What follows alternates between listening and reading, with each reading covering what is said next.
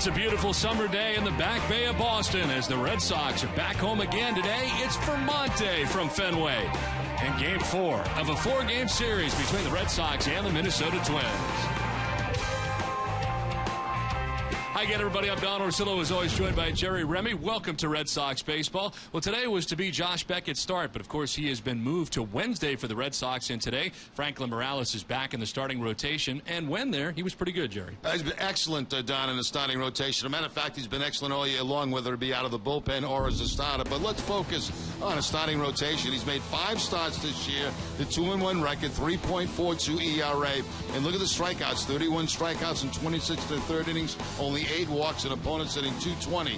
You know, hopefully Morales today can control Morneau and Mauer. They have been very hot in this series and have really hurt the Red Sox, so maybe the lefty going against them today will have a factor in this ballgame. But Morales has been really one of the most valuable pitchers on this Red Sox staff all season long. Well, the Red Sox are trying to salvage the last game of this series. They go up against Nick Blackburn, who's on the mound today for the Twins. He's had a tough year, 4-6 with a 7.43 ERA. We're back with the first pitch from Fenway as we play day baseball right after this.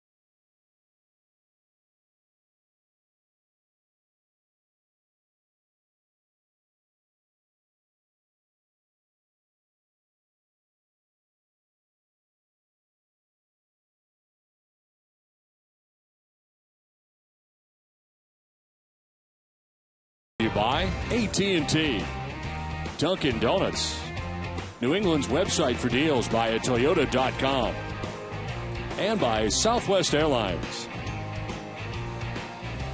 Welcome to Vermont Day here at Fenway Park as the Red Sox and Minnesota Twins wrap up their 4-game series here today as we play day baseball from Fenway Park. A breeze right now here at Fenway that is pretty strong as the Red Sox and Twins, it's kind of a strange thing going on here at Fenway Park right now. It is lightly raining as the Red Sox get ready to finish up this series against the Twins. There is a rain cloud that has made its way over part of Fenway Park. The sun is still shining brightly in other parts, so right now kind of a strange setting here as the Red Sox get ready for the finale of the series. You saw Franklin Morales, who gets a start today for the Red Sox as he comes in at 2-2 into today's action. And Jerry, a very tough loss here last night that the Red Sox have to find a way to shake.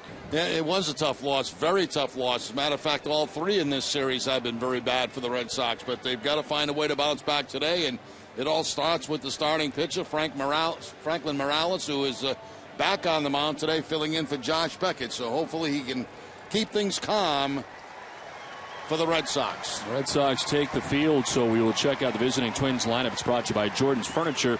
And on this Vermont Day, here's a youngster from Vermont.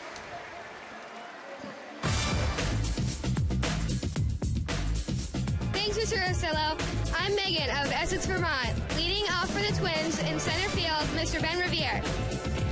The right fielder, Mr. Darren Mastriani. The catcher, Mr. Joe Mauer. In left field, Mr. Josh Willingham. The first baseman, Mr. Justin Morneau. The DH, Mr. Ryan Domick. The shortstop, Mr. Brian Dozer. At second base, Mr. Alexi Casilla. In batting ninth, third baseman, Mr. Jamie Carroll. Nice shot, Megan. On the mound for the Red Sox today is Franklin Morales. As he appears in his 34th game overall, 6th start. He comes in at 2-2 with the 3.32 earned run average. Been a good year for him, 60 Ks and 57 innings pitched. And opponents hitting at 221 against Morales. His last start was July 13th. It was a win against Tampa Bay, 5-inning, no runs allowed outing in which he struck out 5. And Morales ready to work here today against the Minnesota Twins. The Red Sox defense is brought to you by Southwest Airlines. It'll be Will Middlebrooks at third base, Mike Aviles, the shortstop, Dustin Pedroia at second, and Adrian Gonzalez, the first baseman. Left to right, Kyle Crawford, Jacoby Ellsbury, and Ryan Kalish, and Jared Saltalamacchia doing the catching for Morales. Umpiring crew, Wally Bell has the play calling the balls and strikes with Mike Winters at first base. Mark Wegner is at second base, and David Rackley is the umpire at third.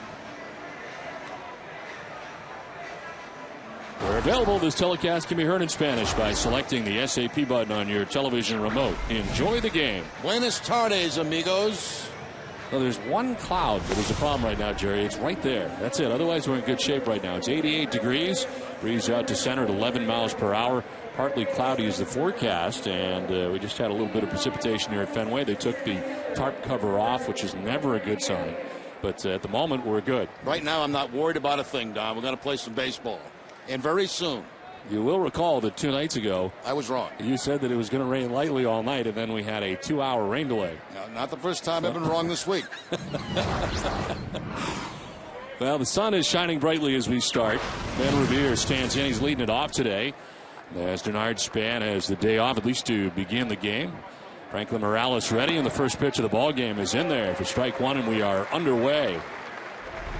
Ben Revere hitting at .323. No homers and 21 runs batted in. He's had a great series and putting together a very good year. Riding an 18-game hitting streak, make it 19. Off the glove of Aviles, it gets into center field, a base hit.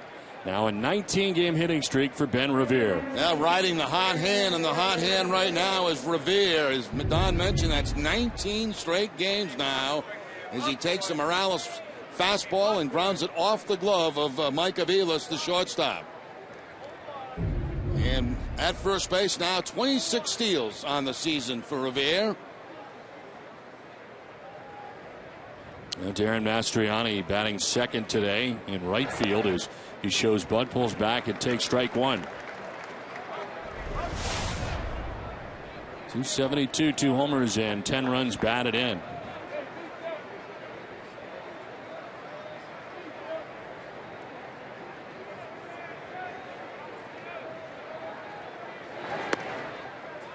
Since Morales has been in the pen, and it has been since July 13th that he's made a start, you get a sense for how long he could go here today? Well, Bobby Valentine said there were no restrictions on him, but I wouldn't imagine they'd want him to go any more than 90 pitches if he can get to that mark, depending on how difficult they are here early in the ball game. Over to first, and Revere back to the bag.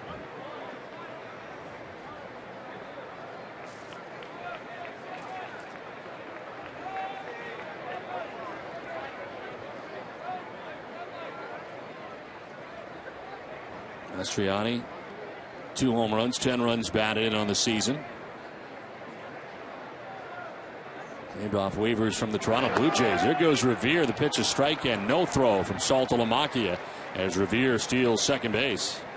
Now, one thing about Morales, you know, he's very, very quick on his throws to first base, but you can get a good jump on him.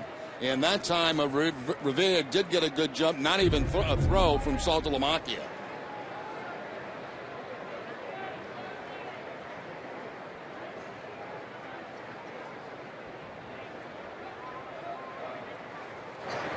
In the dirt, kicks off Saltalamacchia, keeps it in front of him. No advance for Revere at second base. Revere with 3 stolen bases now in the last 5 games. First round pick by the Twins in 2007.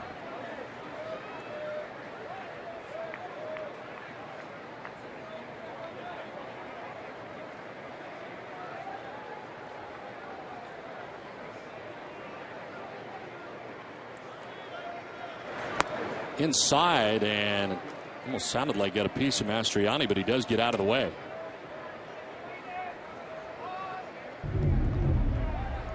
Morales buzzing that fastball inside and just missed the elbow, it looked like, of Mastriani.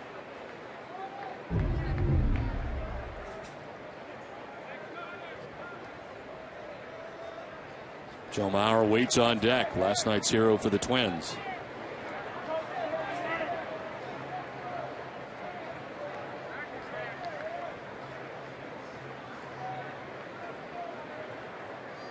Center fielder Jacoby Ellsbury back in the lineup today for the Red Sox out in center. He is a step or two towards right center for Mastriani to go the other way. Pickoff play at second, and Revere is back safely.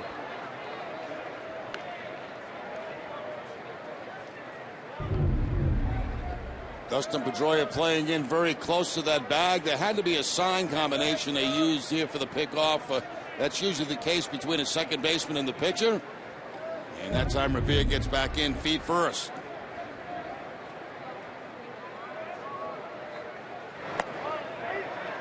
Strike 3 call. Mastriani gets the bad news from Wally Bell. Thought he had ball 4, but instead he is rung up. 1 down. A good pitch there by Morales. A fastball right at the bottom of the strike zone.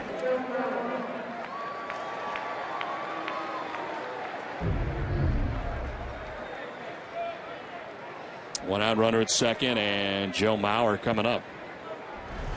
Mauer at 320, 7 homers and 53 runs batted in. His 7th home run coming here last night, a 3-run shot that propelled the Minnesota Twins over the Red Sox at the time, and they go on to win to 6-4 in last night's game. And as tough a loss as the Red Sox have endured in 2012, and this was the same. After Aceves had missed a pitch that he thought he had for strike 3, instead it turns into a 3-run home run. And a loss for the Red Sox, who went quietly in the bottom of the 9th inning. Aceves dealt the loss, and for Alfredo now, that's his 7th loss of the year, as he is now 2-7. And the blown save earlier, that was in the 8th inning.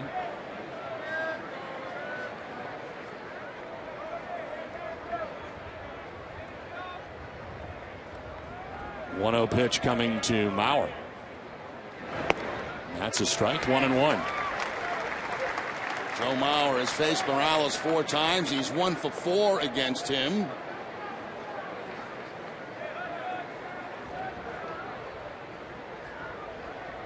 Mauer's had a flair for the dramatic. He has 2 home runs in the 9th inning this season. It's the most home runs he's had in any inning on the year. 1-1 is a swing and a miss. He was fooled in the pitch from Morales. 1-2. Good breaking ball by Morales. The curveball to pick up the strike and put Mauer in the hole. 1 ball and 2 strikes. Starts it inside, finishes down and away.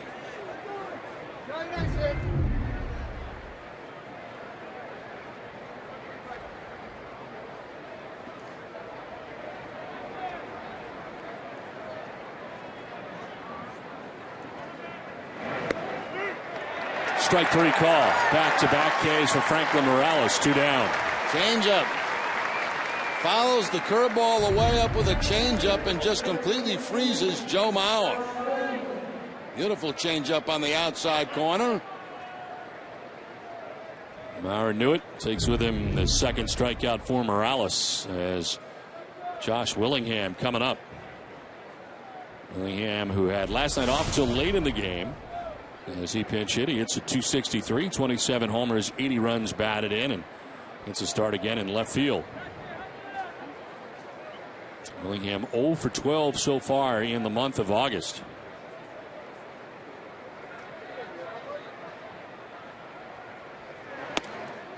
He's got some good power numbers, though. 27 homers, 80 runs batted in on the year. He is 3rd in RBIs in the American League. Hamilton on top with 90, then Miguel Cabrera at 88, then Josh Willingham. His 27 home runs ties him with Jose Bautista. The league leader is Adam Dunn with 31 home runs. 1-1. The 31 home runs by Dunn is the major league leader because Ryan Braun leads the National League with 29.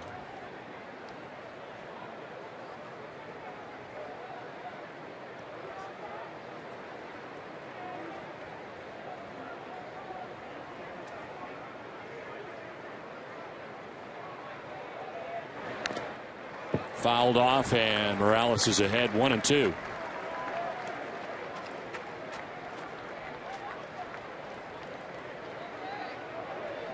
On deck is Justin Morneau. They split up Maurer and Morneau today, with Willingham batting in the 4th spot.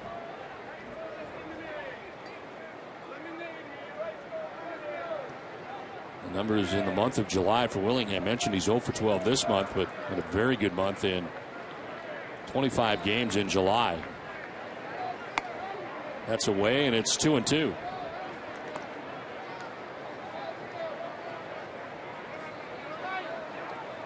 Minnesota, with their wins in this series, have won 3 games in a row.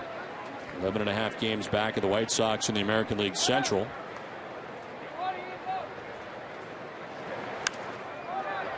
Fouled off to the right, and we'll do it again. 2-2.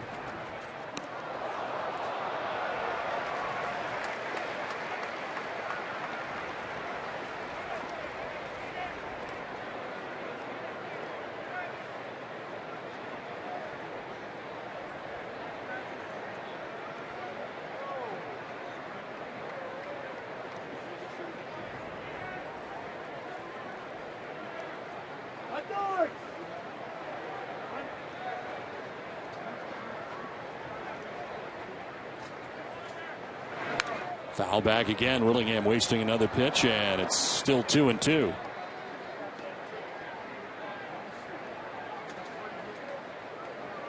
Seventh pitch of the at-bat coming up for Josh Willingham as Franklin Morales tries to get out of this first inning unscathed.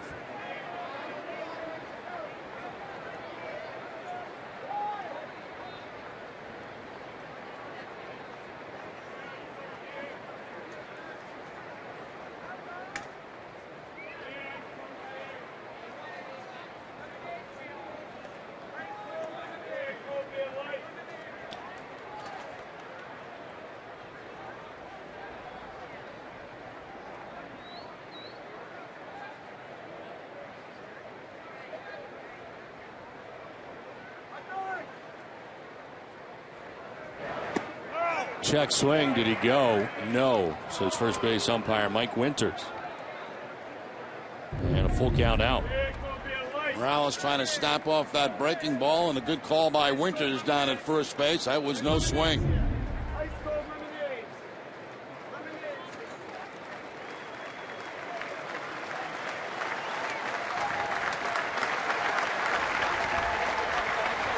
Morales with a 3-2 pitch to Willingham.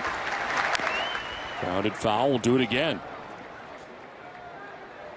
This copyrighted telecast presented by authority of the Boston Red Sox may not be reproduced or retransmitted in any form. The accounts and descriptions of this game may not be disseminated without express written consent of the Boston Red Sox. Ninth pitch of the at-bat coming up here to Josh Willingham. Ben Revere had a leadoff single, stole second, while Morales was striking out Mastriani and Maurer. Now entwined in a battle here with Josh Willingham.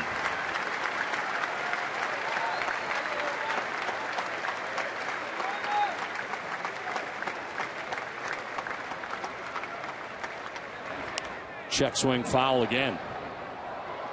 Twice Morales trying to put him away on the changeup, and twice Willingham able to foul that pitch off. This changeup up in the zone about letter high. And the check swing fouls the ball off to the first base side. He's fouled off 5 of the first 9 pitches that he has seen. Pitch 10 coming up.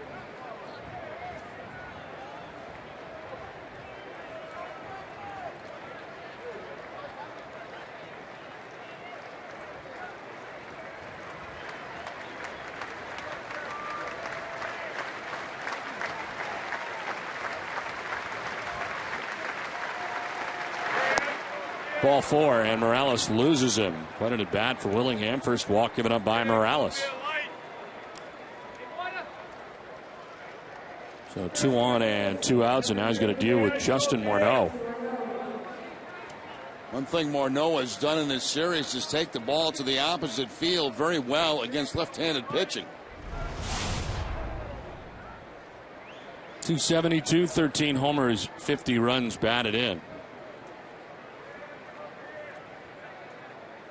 Picked up his 759th career RBI in yesterday's game for the Twins. He passes Gary Gaetti, now ranks 5th in the Twins all-time list in RBIs. And a breaking ball that misses inside. He's had an incredible series, going 8 for 12, 3 doubles, 3 runs batted in, and looking like the MVP in 2006, Justin Morneau. Series of injuries, concussion, post-concussion syndrome, neck problem in the last few years, as he takes a look at strike one.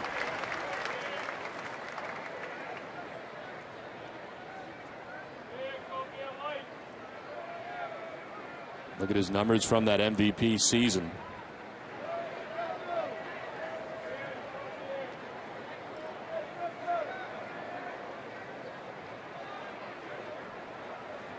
Morneau gets jammed and fouls it back and is down 1-2.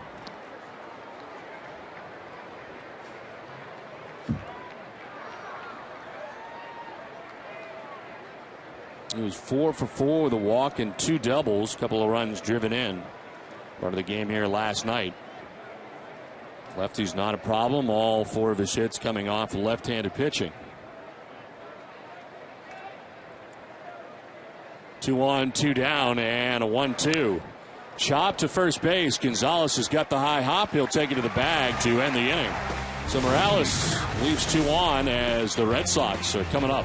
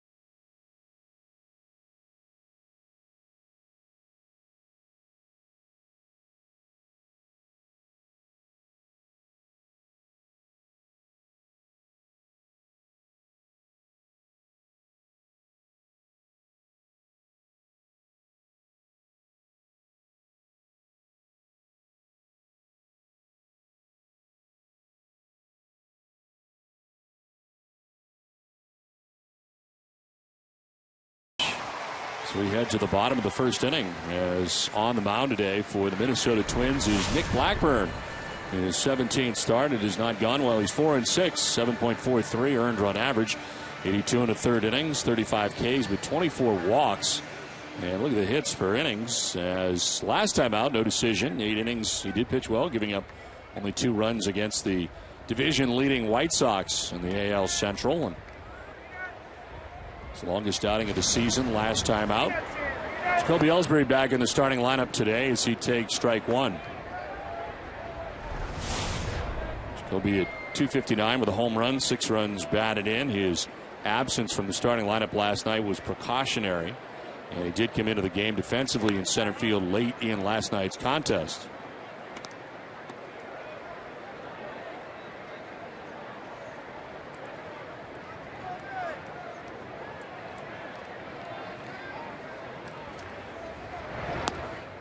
A strike, and it's 1-2 to Ellsbury. Ninth road start of the season for Blackburn. It comes in at 4-6 into tonight's action.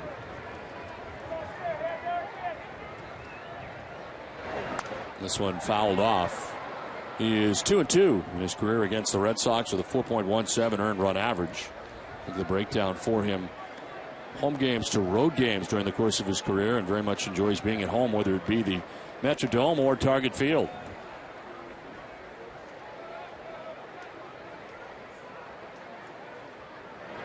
One-two is fouled down the left field line, out of play. Well, today is Vermonte at Fenway Park. Enjoy Cabot cheddar at your favorite grocer. Visit us when you find yourself in Vermont. It's all brought to you by the farm families of Cabot Creamery Cooperative and VermontVacation.com. Line down the right field line, foul.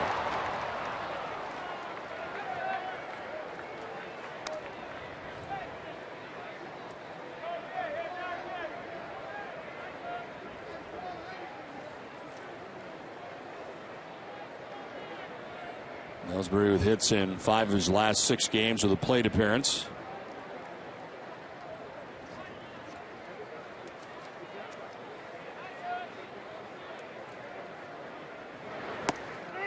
Strike 3 call.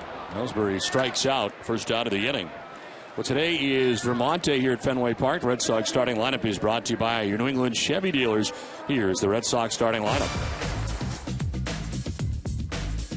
Thanks, Mr. Orsillo. I'm John O'Rourke of South Burlington, Vermont. Leading off for the Red Sox, the center fielder, Mr. Jacoby Ellsbury. In left field, Mr. Carl Crawford. The second baseman, Mr. Dustin Pedroia. At first base, Mr. Adrian Gonzalez. The DH, Mr. Cody Ross.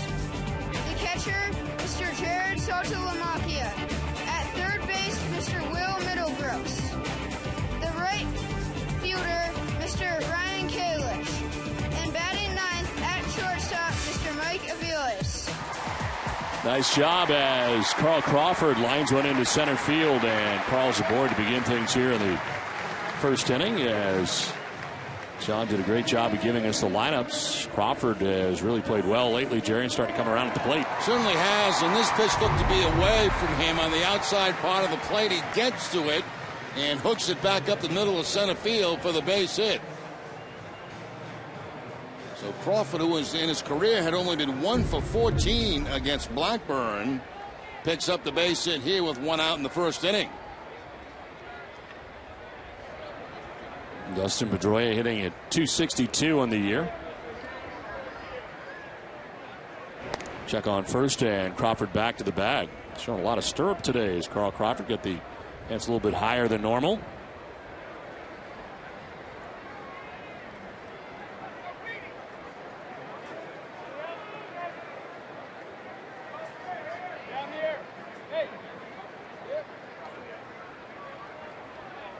Throw over and back is Carl again.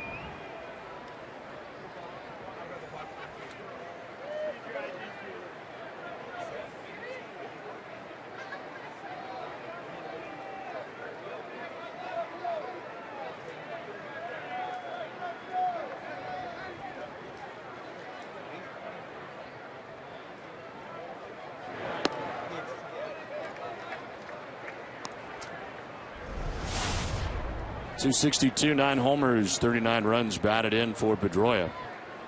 Dealing with Nick Blackburn, who's from Washington, Oklahoma. 30-year-old Nick Blackburn. He's been with the Minnesota Twins and in the majors since '07. Got evens at 1-1. Blackburn winning 11 games in 2008, 2009, a 10-game winner in 2010. Last year, he was 7-10 in 26 starts. And so far this year, he is 4-6.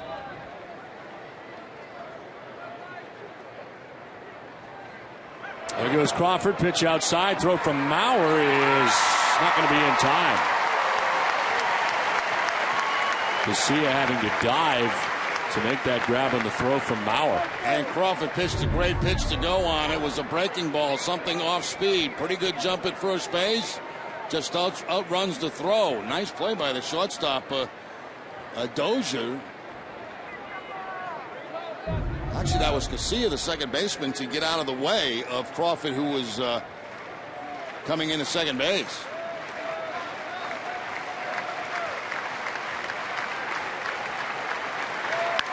On the ground to third base, picked by Jamie Carroll. The throw is in time.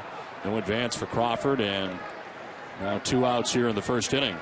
Let's take a look at the Twins defense. Jamie Carroll at third base, Brian Dozier, the shortstop, Alexi Casilla at second, and Justin Morneau, the first baseman. Left to right, Josh Willingham, Ben Revere, and Darren Mastriani. Joe Mauer doing the catching for Blackburn. 2 outs here in the last half of the first inning. Crawford at second base and Adrian Gonzalez the batter. 301, 10 homers, 63 runs batted in for Adrian. It's a 4-game hitting streak coming into today's action and leads the majors in average with runners in scoring position, hitting at 408 in that category. And he's got Crawford at second base here and 2 outs in the first. Yeah, 63 runs batted in the season for Gonzalez.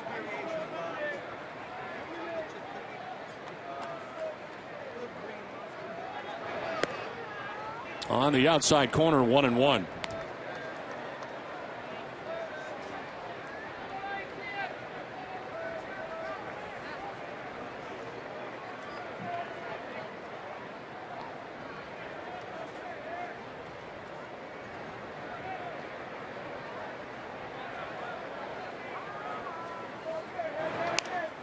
Popped up. Foul ground third baseway. Carroll is there in the third base coach's box and makes the catch. The Blackburn, whose worst inning of the year is the first, he gets through it unscathed. We're scoreless from Fenway.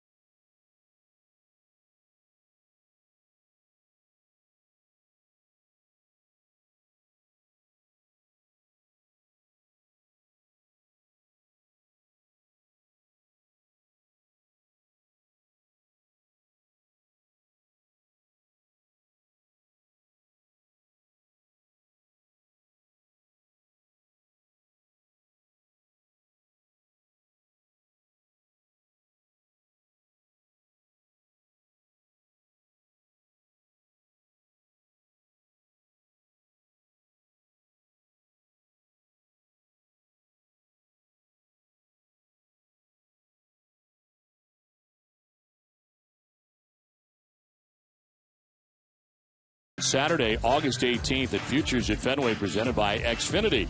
His minor league doubleheader is a day full of family fun with discounted concession items, on-field promotions, and autograph sessions with the stars from both games. Fans will be a part of the action all day long. Tickets start at just $5. Visit redsox.com/futures to get your tickets today. Leading it off here for the Twins in the second inning, Ryan Domit.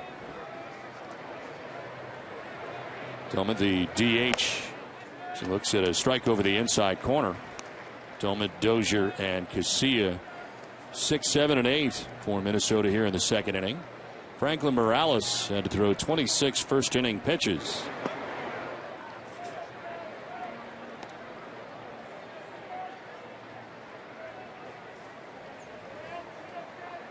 Red Sox playing in their 109th game of the year. That's a strike, and it's 2-2.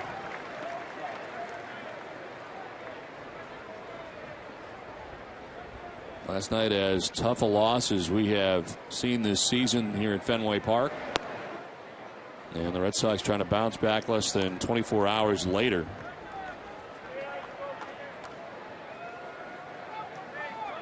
Joe Mauer with the 3-run home run after the dramatic pinch hit home run by Pedro Siriaco that appeared to give the Red Sox a win. This is to left. Crawford, the glass is down at the warning track and the wall to make the catch. Not sure if Carl knew exactly where he was, but in the end makes the catch. Yeah, it looked like he had about 3 or 4 more steps before he got to the wall, but he felt like he was running out of room, so he reaches and then has to jump to make the catch just before getting to the wall. You see him put that left arm out to try to feel for the wall, and even after the catch, the wall was not there. One out in the second inning. Brian Dozier, the batter. 245 homers and 30 runs batted in. Shows bunt, but takes the strike.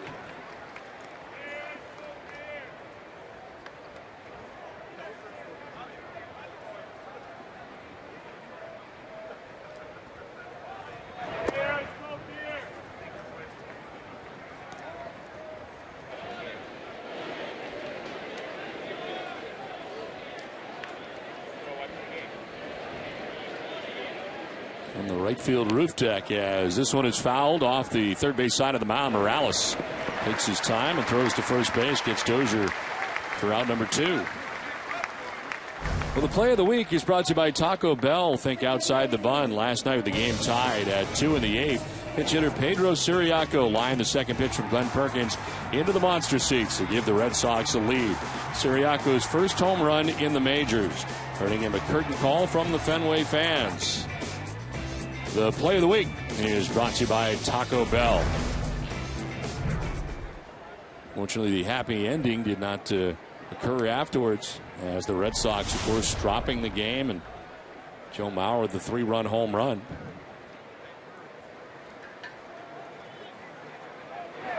First pitch, a curveball in there for strike 1 to Casilla.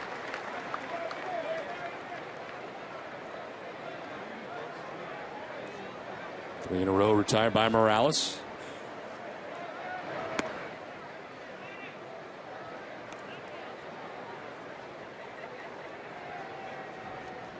Well, so 2 quick outs here in the second inning.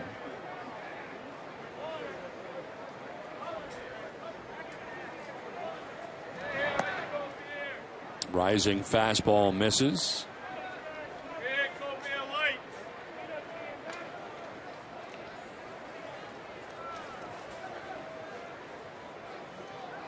On deck, number 9 man Jamie Carroll has had a very good series. Inside, see, almost gets hit.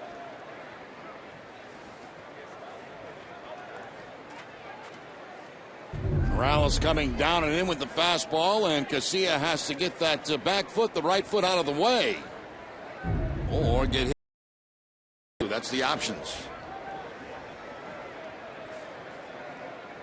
4th 3-ball count for Morales. And this one fouled back, full count. For every Red Sox game that goes into extra innings or the Sox earn a save, CVS Pharmacy make a donation to Boston Children's Hospital towards their $25,000 donation this season. 2 outs in the second inning. A full count to Alexei Casilla, now backs out.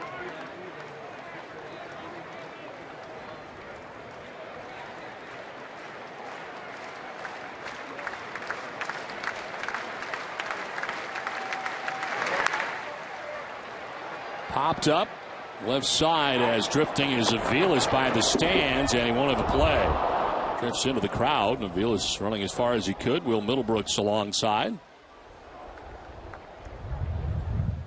Now battling everything right there. Both guys, the breeze, the sun, and the football finally getting pushed into foul territory into the stands. Aviles running into that wall pretty hard. Got him up around the thigh area.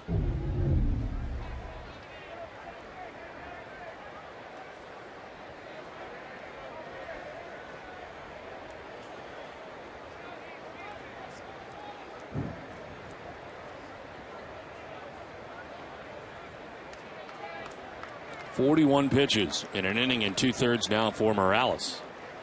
There's 2 outs in the second inning as 3-2 again. Casilla strikes out, elevated the fastball at 94 miles an hour, picks up his 3rd K. A 1-2-3 inning, scoreless from the Fens.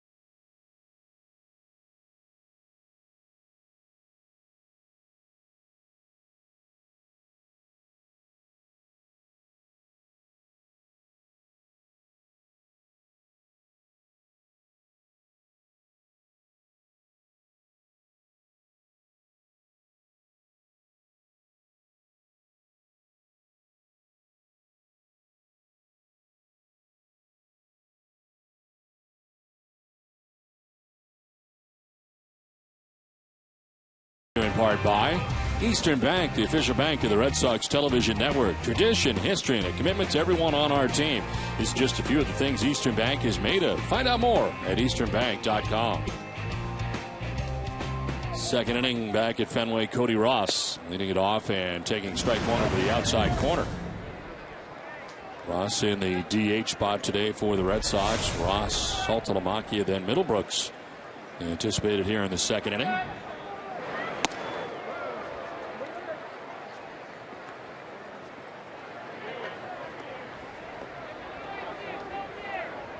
Red Sox have sort of been rotating this DH spot in the absence of David Ortiz. Sort of more along the lines of the way that other teams are currently using the DH spot. Very few actual DHs now besides David Ortiz, are just DH only. And a lot of times teams now using it as a way to give guys partial days off, not working defensively but only in there offensively, and that has been the case in the absence of David. This is on the ground at third base. Carroll's got it to throw. And plenty of time for the first out of the second inning. Join Jack Edwards, Ken Ryan, and Naoko Funayama for NESN's exclusive live coverage of Little League New England Regional Tournament. Presented by Irving Oil. Our coverage begins Tuesday morning at 10 when Rhode Island takes on Vermont. Visit NESN.com for more information. One out in the second inning as Jared Saltalamacchia stands in. That's always an exciting tournament. Yes, it is. Sadly for me, Jerry, Little League was really the last time that I dominated on the field. From what I hear, you did play Little League. Yes, I did. I didn't hear much about domination. No, I played Little League, but that really was the end. That's where skills really started to go. But I think part of my problem is that I had the Dwight Evans stance.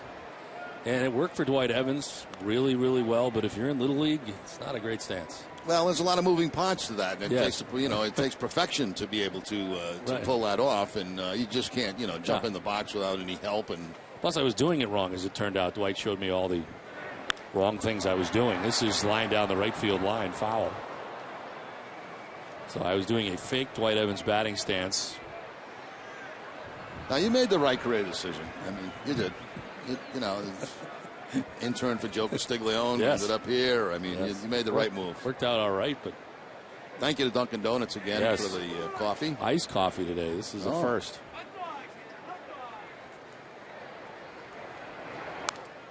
This one is foul back. We did not have to have anybody test the coffee today.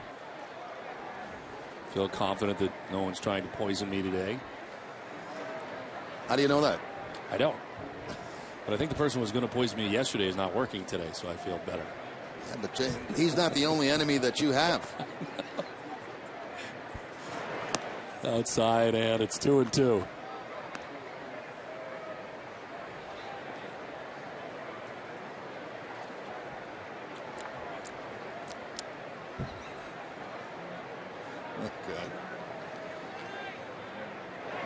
Swing and a miss. Saltalamacchia down on strikes. Second strikeout for Blackburn, 2 down.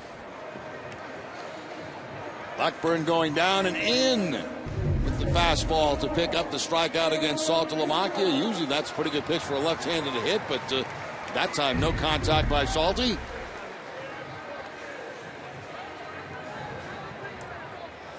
Four in a row. Retired by Blackburn. Here is Will Middlebrooks. 289, 13 homers, 48 runs batted in. First pitch strike from Blackburn. As we're going to break, mentioned that Blackburn's first inning has been his toughest inning of any. 16 runs allowed, 25 hits in the first inning this season. And giving up runs in 9 of his first 16 starts in the first, but now he is through the first and has 2 quick outs in the second.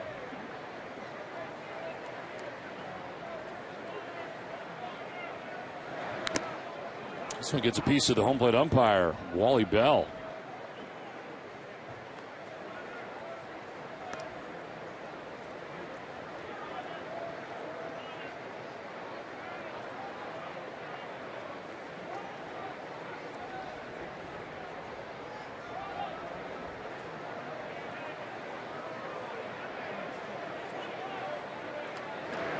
Middlebrooks grounds it back up the middle into center field, a base hit.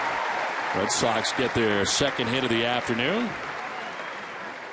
Now that's a pitch right there that Middlebrooks been seeing an awful lot of, and that's the breaking ball, the curveball, and he's making that adjustment. He looks better now than he did earlier in the season against the breaking ball, taking it up the middle that time with 2 outs for the base hit.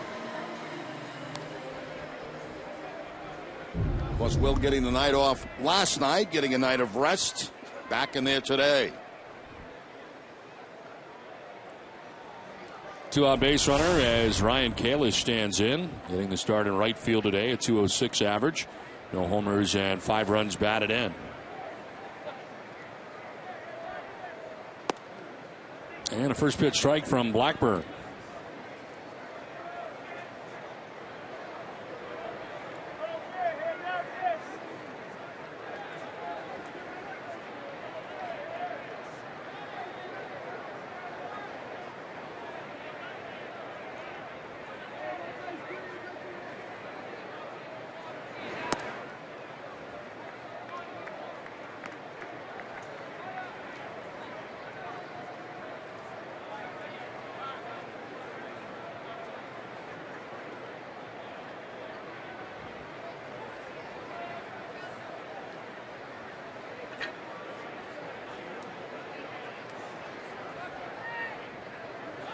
Throw to first, and Middlebrooks appeared to be leaning in the other direction at first, but he gets back.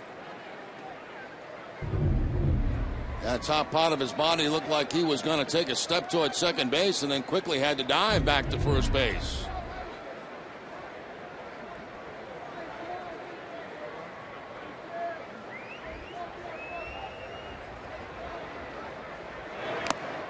Foul tipped into the catcher's mitt, and it is 1-2. The Red Sox have made a deal today, Jerry, that involves the Twins. The Red Sox acquiring third baseman Danny Valencia, who we've seen in this series from the Minnesota Twins in exchange for outfielder Jeremiah Pineda.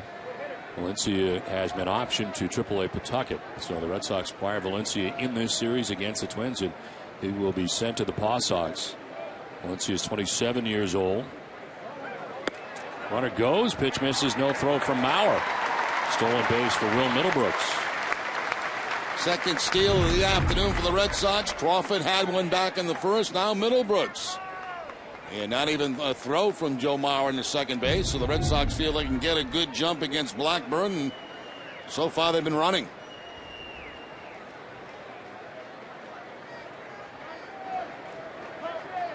And Valencia actually played in this series. Yes. A couple of games against the Red Sox.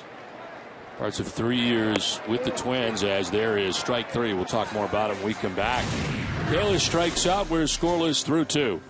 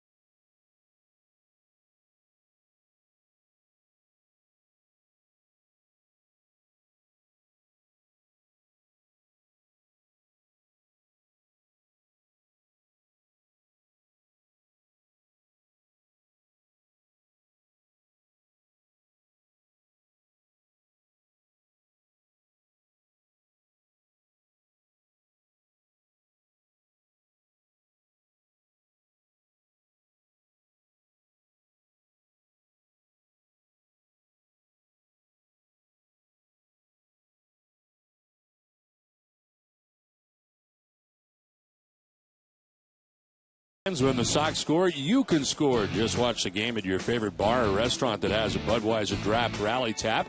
The Budweiser Rally Tap is a new interactive tap handle that follows the action in real time. Any inning, the Red Sox score, the tap lights up and giveaways begin. Visit NESN.com/BudTap for more information. Top of the third inning. And leading it off for the Twins is Jamie Carroll. The trade of Valencia, Carroll should see more time now at third base for the Twins. Just talking about the trade the Red Sox making today. Valencia was with the Twins in this series and now joins the Red Sox and has been optioned to Pawtucket. But Valencia, 27 years old, 260 average in his career, 24 home runs, 273 major league games under his belt over 3 seasons with the Twins. Right-handed batter, and has been optioned to Pawtucket. The Twins get Pineda. This season had 36 games in the rookie level Gulf Coast League Red Sox. So more of a long range plan for the Twins.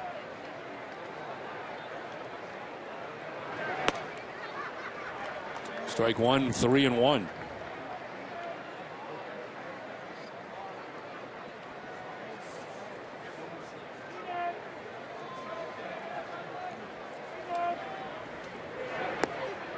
Ball 4, and down to first base goes Jamie Carroll. Second walk given up by Morales. Attention Red Sox Nation, you can help support the Jimmy Fund's fight against cancer at your local Dunkin' Donuts. Stop into participating restaurants between August 4th and 12th and donate $1 to receive a paper cup icon to be placed on the wall. The Dunkin' Donuts and Baskin Robbins Community Foundation and the Jimmy Fund thank you for your support.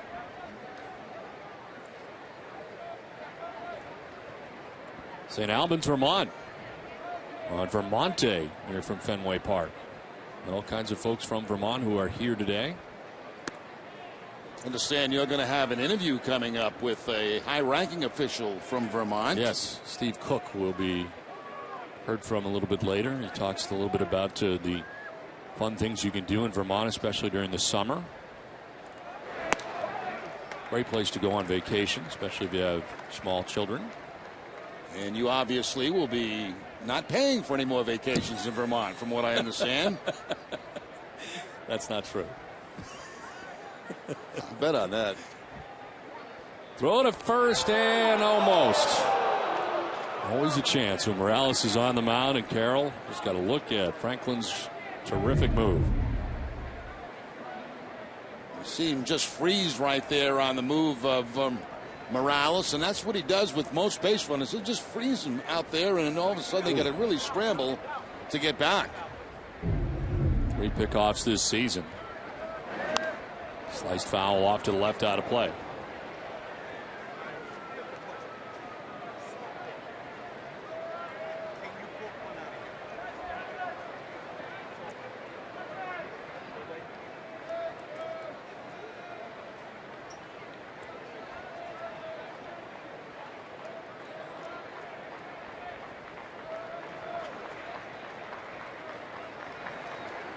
One, two. Is sent foul off to the left. That'll get into the sweet level. And it hangs at 1 and 2 to Ben Revere. Revere extending his hitting streak to 19 games with a single in the first inning. He only hit so far off Franklin Morales.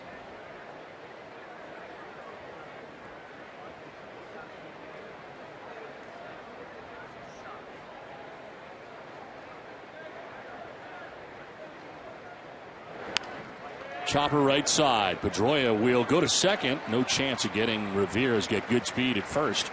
They do get the lead runner, Jamie Carroll, 4-6 on the force out for the first out of the inning. Plus, infielders know the speed of the runners, or they should know the speed of the runners going down the line, and no point in rushing here for Dustin Pedroia. They know they're not going to get a double play on a ground ball hit like that. 2 big hops to Pedroia, so they may make sure they just get that force out at second base. 1 out, 1 on. And Darren Mastriani coming up here for the Twins. He was a strikeout victim in the first inning. 1 of 3 strikeouts so far for Franklin Morales.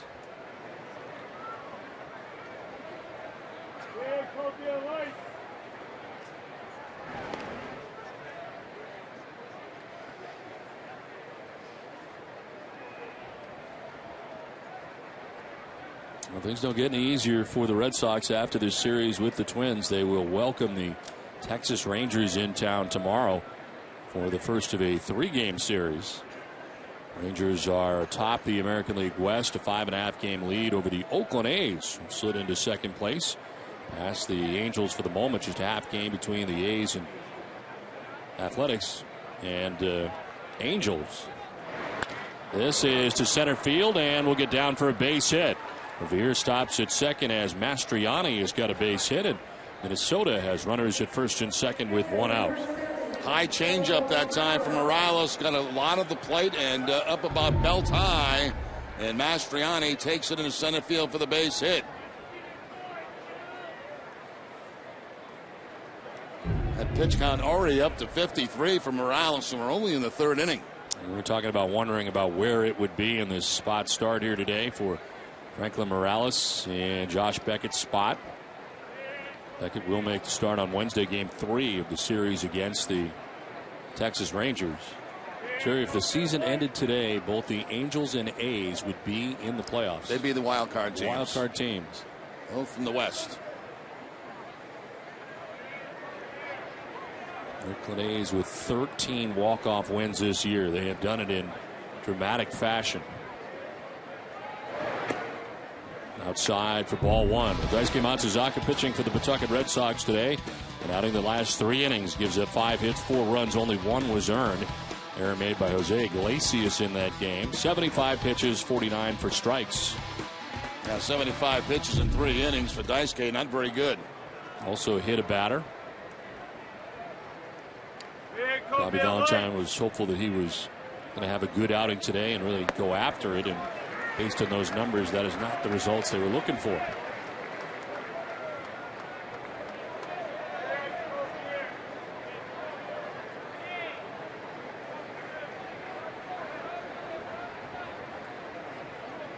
Two on and 1 out for the Twins as they bat here in the third, the toughest part of this order. Joe Mauer at the plate right now. Throw to first with a runner at second base. He gets picked off. That's hard to do. Mastriani just did. Now that's a prearranged play between Gonzalez and Morales. We've seen him try that before, and it has worked before. First and second situation. Now watch Gonzalez just break for first base, and they have the easy pickoff.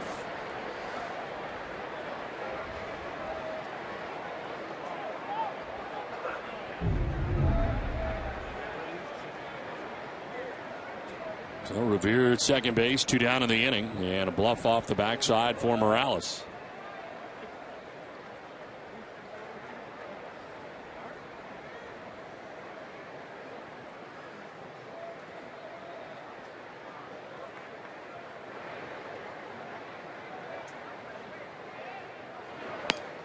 That's a strike, and it's 1-2. Fastball in the outside corner, 94 miles an hour.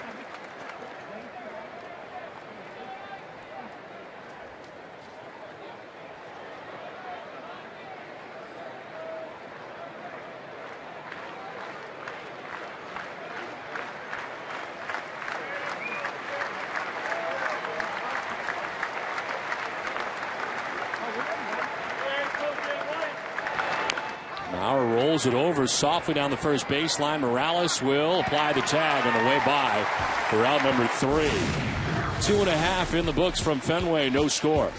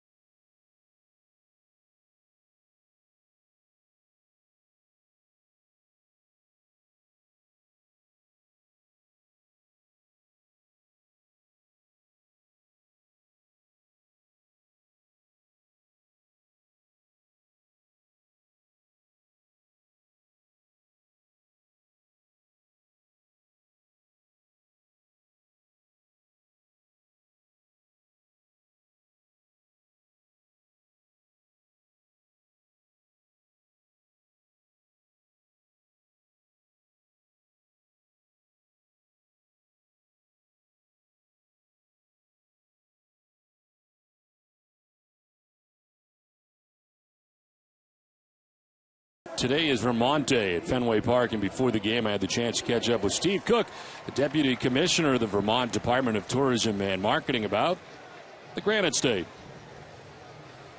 We just finished up with our Vermont Brew Fest, which is a great event to sample some of our Vermont craft beers.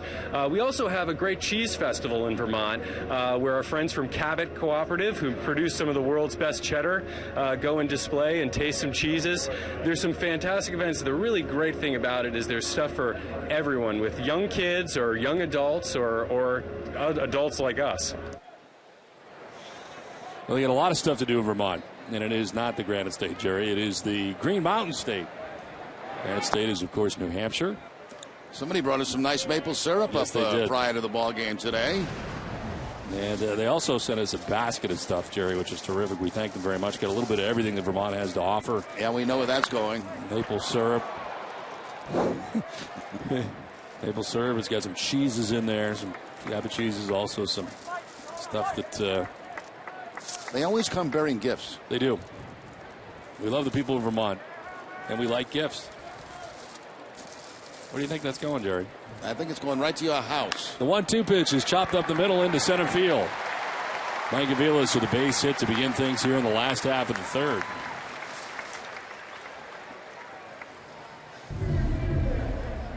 Aviles getting a fastball down and away, tops it, but up over the head of Blackburn and into center field for the leadoff base hit in the third inning.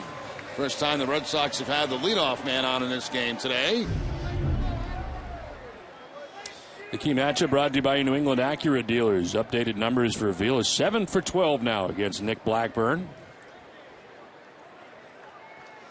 Lead runner on for the Red Sox for the first time today. Jacoby Ellsbury stands in on the left side. Ellsbury struck out looking in the first inning.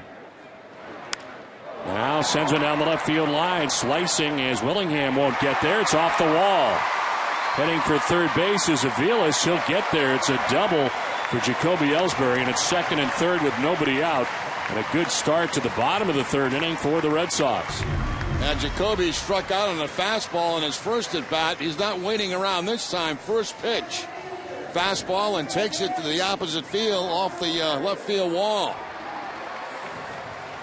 Well, the Red Sox with second and third and nobody out.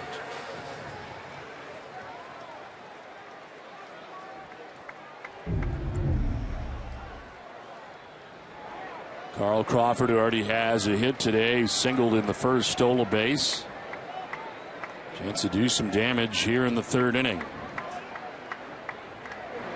Crawford takes strike one.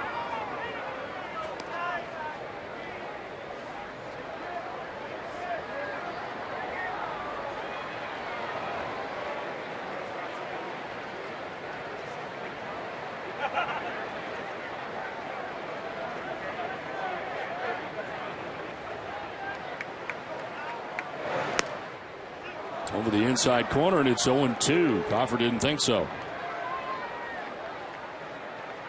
Looked like a pretty good pitch, picking up the inside corner. Kyle's going to jump back from this pitch, but it does get the corner. Aviles at third base, Ellsbury at second base, nobody out.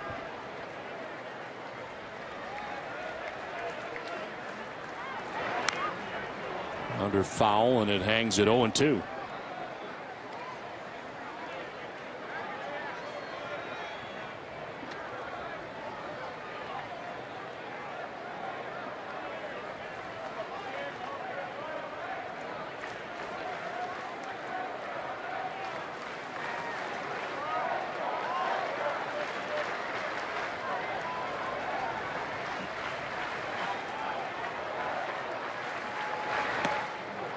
Inside 1-2. Yankees playing day baseball today against the Seattle Mariners. Worked out to a 2-1 advantage. They're playing in the fourth inning in New York. Yankees starting the day with a 10-game lead over the Red Sox, 6.5-game lead over the Orioles and Rays. Ground ball to shortstop. This will get a run in. Throw to first. In time to get Crawford, but Aviles comes in, and the Red Sox take a 1-0 lead.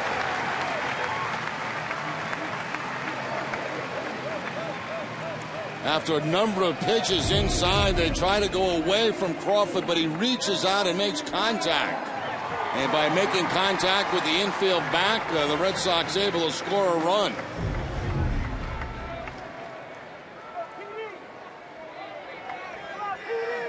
RBIs in 6 of his last 7 games for Crawford. 1 out, runner at second for Dustin Pedroia. On the ground, foul.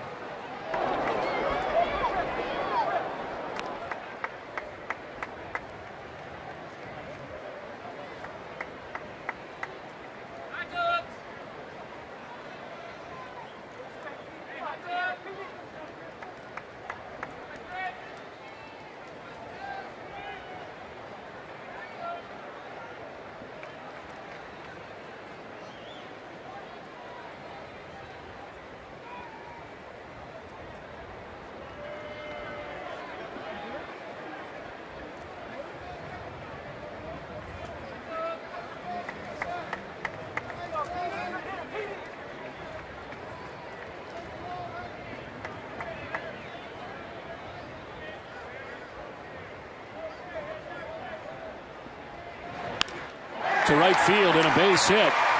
Ellsbury going to third to be stopped there as they get it back in quickly. It's a single for Pedroia. The Red Sox have first and third with 1 away. No chance at all for Ellsbury to score. That ball was hit too hard, and Mastriani was playing shallow in right field, so he puts a good charge on the ball, and he actually had it before Jacoby got to third base. Here's the base hit by Pedroia. Mastriani coming in, charging the ball, and they have to hold up Jacoby Ellsbury. First and third, 1 out. And Adrian Gonzalez about to step in here. Adrian fouled out to the third baseman, Jamie Carroll, in the first inning. Even 300 average for Adrian Gonzalez.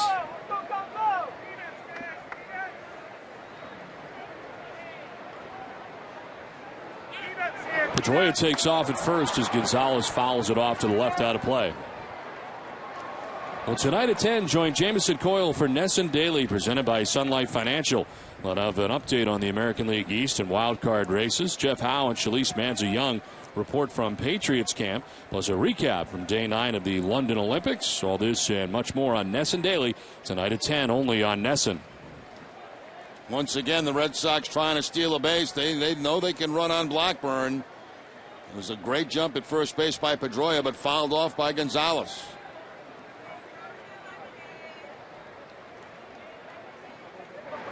Gonzalez flares it to center. It'll get in for a base hit.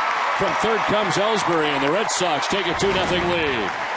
Adrian Gonzalez driving in his 64th run of the year puts the Red Sox on top by a pair. Red Sox already with 4 hits here in the third inning, and Gonzalez with the latest. Just a little bloop that's going to end up in front of Ben Revere to drive in a run. And he continues to do big-time damage with men in scoring position. Already 6 hits against Blackburn. He's allowed 978 hits and 804 2/3 career innings pitched.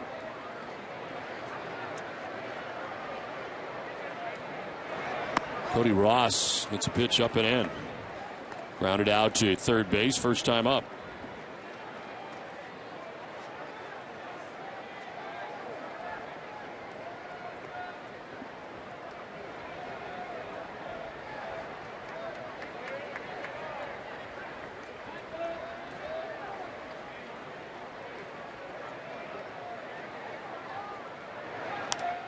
Foul back.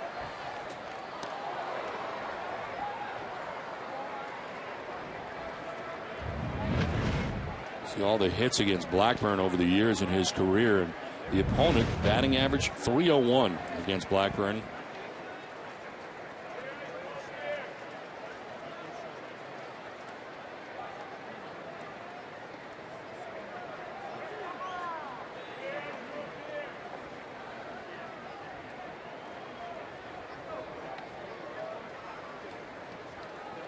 Two on here, 1 out in the inning. Red Sox have scored twice. Cody Ross trying to add to it.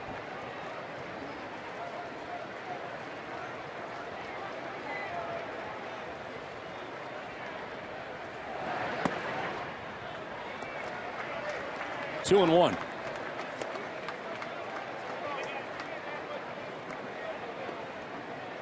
7th game of a 10-day, 10-game homestand for the Red Sox, their longest of the season. They've won 2 of the first 6 contests here at Fenway, and home has not been a great place so far for the Red Sox this season. 27-32 at Fenway. It's on the corner to even the count at 2-2. Very unusual to have the Red Sox under 500 at home, and that's what they are coming into tonight. On the road, the Red Sox with a winning record there, 26-23 away from Fenway.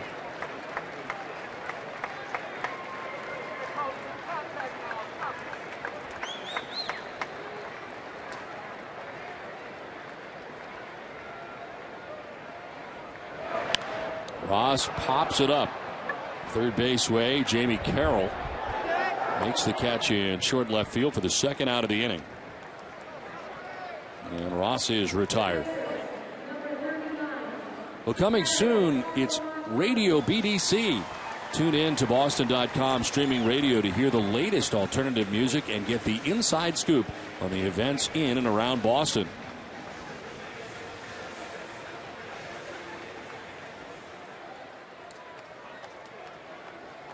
Two outs in the inning. Runners at first and second. 2 runs in. There's Saltalamacchia, who struck out swinging in the second inning.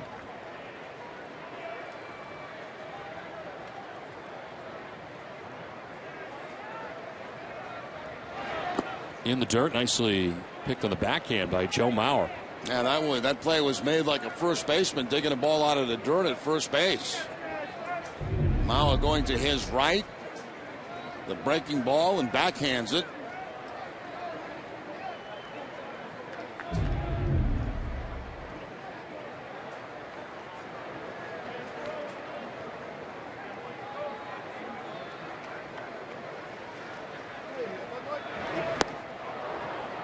Even at 1-1.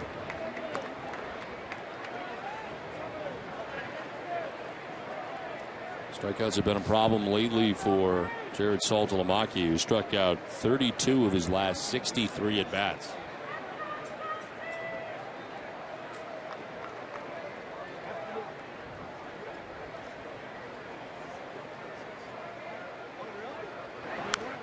Fouls it off himself and is down 1-2 and literally down on the ground.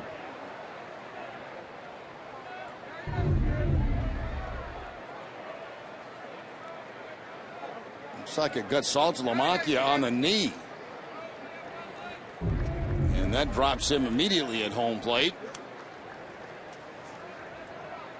Michael Malley in the house. Picnic in the Park, of course, is tonight.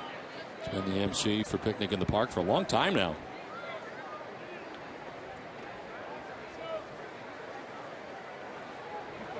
You're on TV, Mike.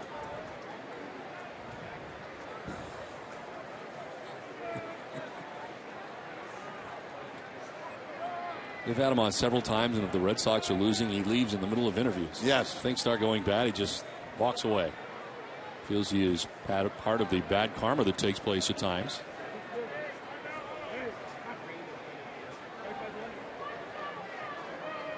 First time I think we've had a guest leave mid-interview. And we've had a couple of others that have been sick of us too. Yes.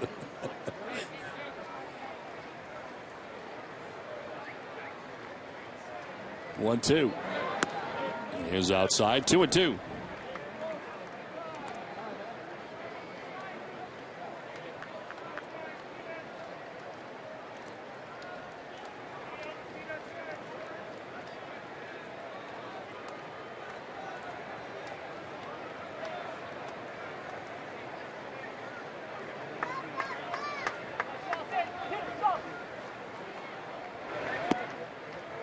Inside, full count. Tracker up to 60 pitches. 2 outs here in the third inning.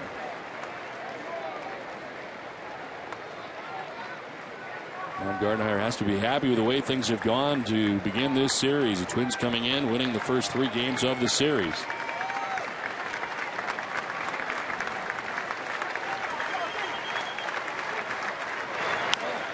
In the air to center field. Ben Revere is under it, and he'll make the catch. Red Sox score twice and take a 2-0 lead.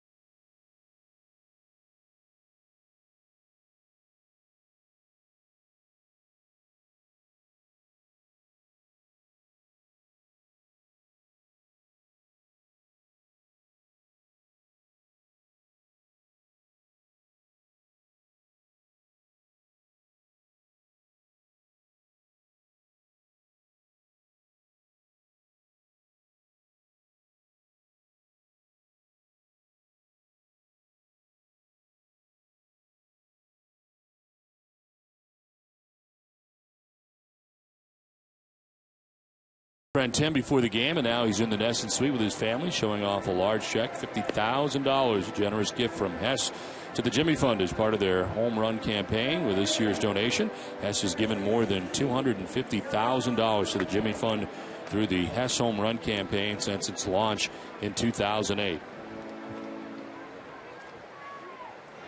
Nice job in the interview too, Tim, as we head to fourth inning here at Fenway. 2-run bottom of the third inning for Boston.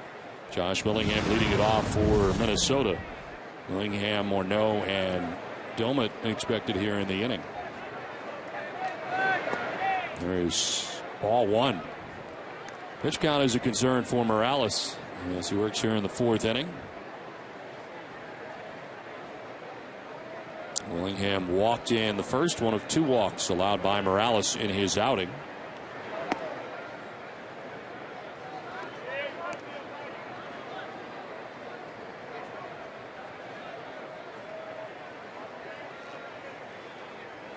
Willingham hitting at .263 coming into today's action, and fouls this one back below us.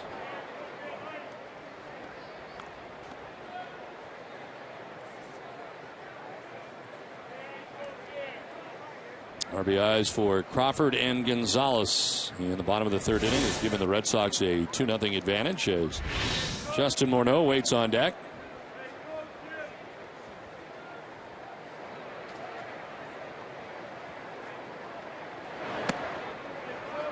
Too far inside, 3-1.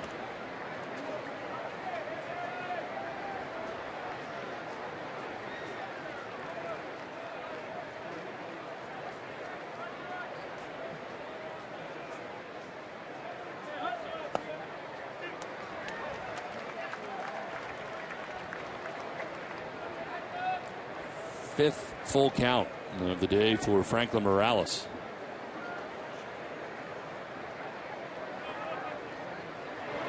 Willingham on 2 hops to short. Aviles, low throw, but Gonzalez corrals it. Nice play. That's one when you let it loose and you go, oh no. But you thank goodness you got Adrian Gonzalez at first base to bail you out. And he does that a number of times for his infielders. Gonzalez reading that ball that's going to bounce. He backs off a little bit right there and makes the play. And Aviles explaining how he threw a sinker to Gonzalez. 1 out in the fourth inning. Justin Morneau, the batter, grounded out to first base in the first inning as he takes ball 1. Kind of a patient approach today for the Twins against Morales.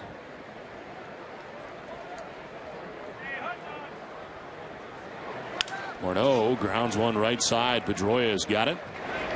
2 down in the fourth inning.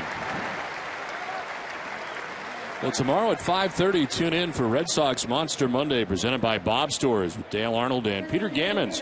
30 extra minutes of pregame coverage before the Red Sox take on the Rangers. It'll be Aaron Cook against Yu Darvish on the mound. It all starts tomorrow at 5:30 on Red Sox Monster Monday, presented by Bob Stores. Our first look at Yu Darvish, who has not pitched against the Red Sox yet.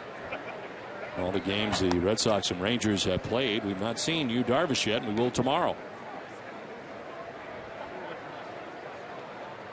Ryan Domet batting with 2 outs here in the fourth.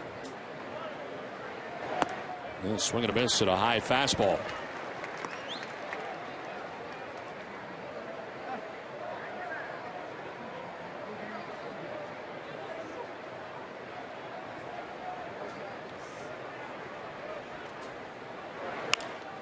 Line to center and in for a base hit. Third hit of the day for the Twins. It comes with 2 outs here in the fourth inning. And they've had at least 1 hit in every inning except the second inning when they went down 1-2-3. A 2-out base hit here. It's on the label of the bat, but up the middle for the base hit.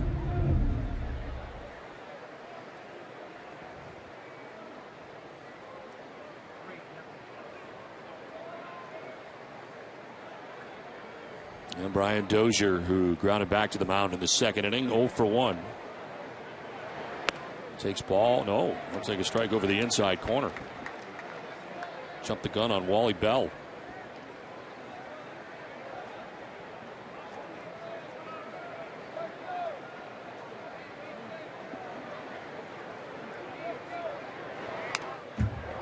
Quickly 0-2.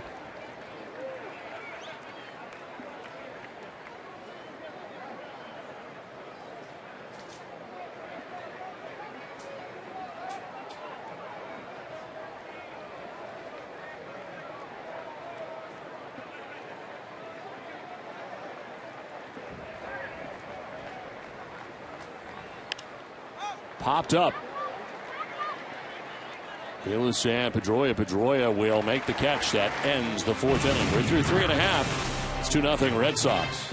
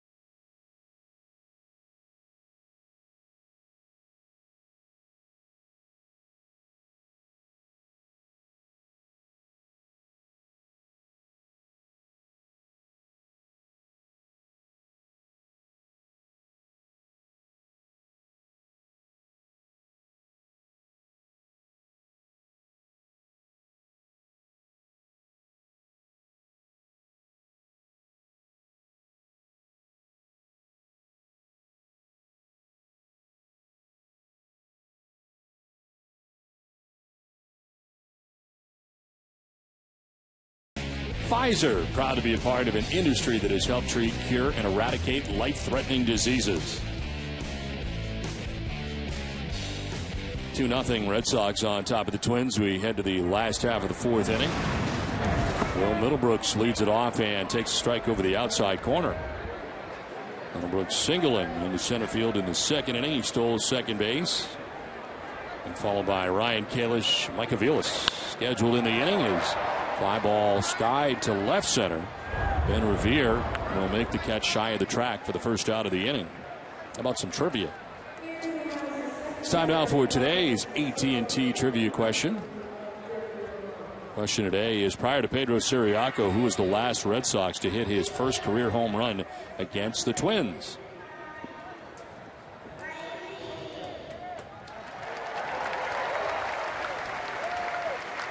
Who did you hit your first career home run against? Do you remember which team it was? Oh, absolutely. Cleveland Indians. Okay. Jim Perry got released the next day. Really? Yep. I told that story before. Frank Robinson was the manager of Cleveland, and he said, if that kid can hit a home run off you, you're all done. Finished. And he just let him go. I wonder what he thinks of you all these years later. Did he ever come back? Who's that? The guy that gave up, who got released. Oh, I don't think so. No, that was it. No, he was at the end of the line anyway. Oh, okay. Yeah. So you weren't totally the reason that he was finished. No, but according to Frank Robinson, it was. Well, I know we tried to dumb down these questions a little bit, so I thought maybe this one is in there for strike three. Kalish is gone, and there are two away. We're trying to make him a little easier. So I was wondering maybe if the answer was you again, but it wasn't. Somebody else has got their first career home run against the Twins. Oh, no, it wasn't me. No, that's why I was asking. No. Fastball on the inside corner to Kalish for the strikeout. Second time he's gone down today. Once on a fastball, once on a changeup. I told Perry he was 40 years old when he gave up the home run to you. That's Pitch was 66 miles an hour. Pitch. And Frank Robinson at that time, I believe, was a player manager for the Cleveland Indians. Do you think that could ever work again? Player manager? Yes. I don't think so. Did it work then? You know, he picked his spots when he knew he could get a hit off a guy, like he knew a guy pretty well, and he picked his spots and go play them. But he was at the very end of his playing career anyway. But I don't think it's a good idea. Well, P. Rose did it for a little while, and I just can't imagine it today. I mean, it would seem difficult to do.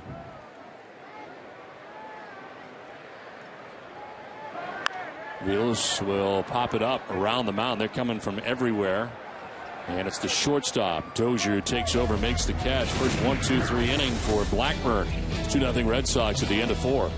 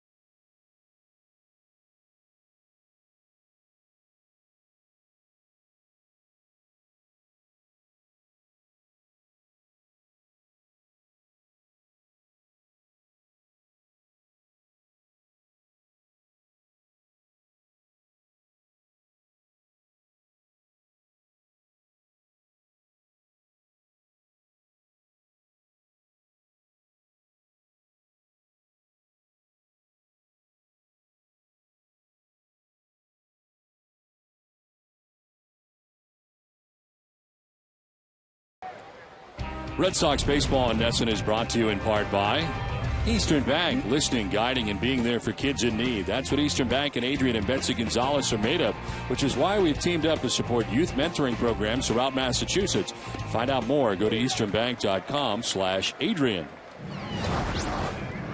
On to the 5th inning back at Fenway. It's 2-0. Red Sox on top of the Minnesota Twins. Alexei Casilla leading it off.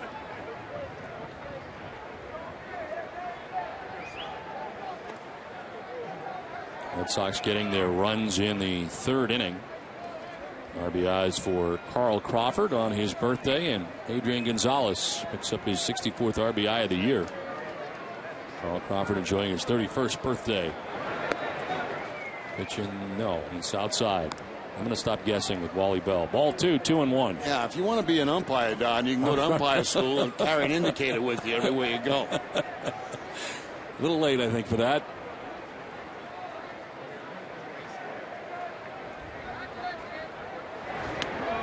Down and in.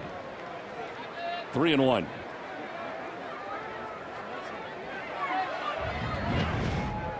That's a tough job, umpiring. You are never home. Yeah, you're not kidding. It is. You don't have home games. And the only time you get noticed is when you're wrong on the field. And even sometimes when you're not wrong on the field, you get noticed. Yes.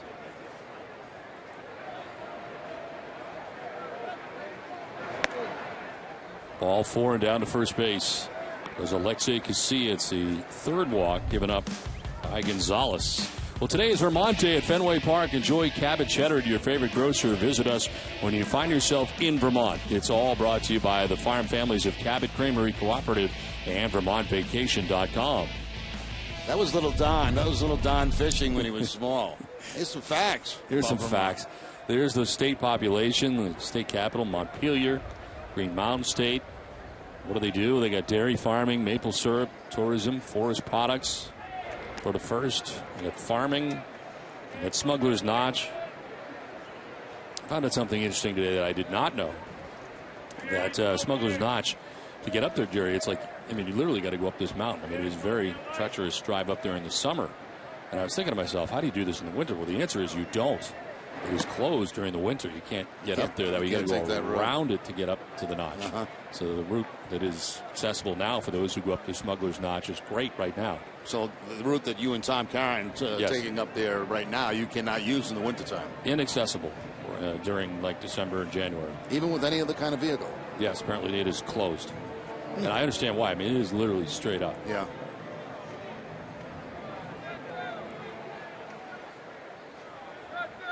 Lead runner on here for the Twins in the fifth, Alexei Casilla with Jamie Carroll. Head in the count 1-0. That's a strike, and it's 1-1.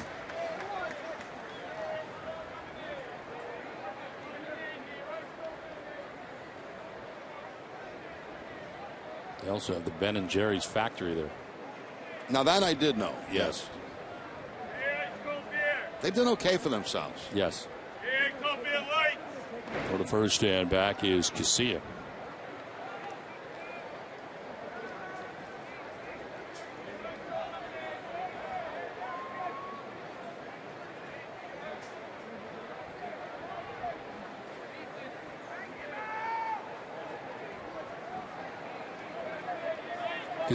Casilla goes. The pitch is inside. Throw is not going to be in time.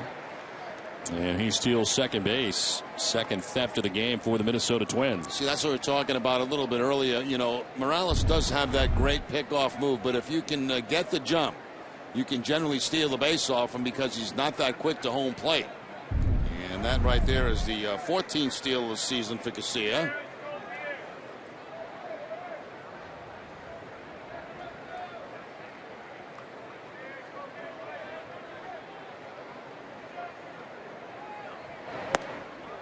Swing and a miss, and it's 2-2.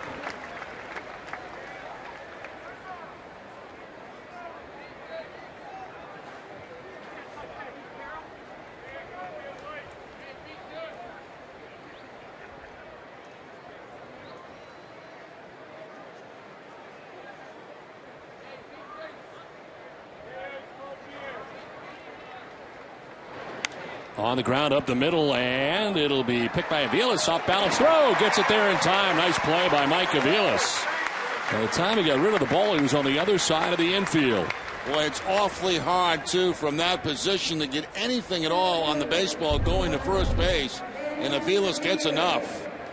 That ball intentionally let go there by Morales. And there's Aviles covering an awful lot of ground and making a very good throw to first base to get the out.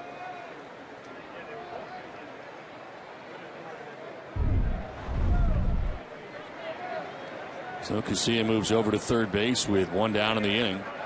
And brings up the top of the order, Ben Revere. He's been on twice, single, stole a base in the first, and extended that hitting streak to 19 games. Reached on a fielder's choice in the third. And looks at ball one.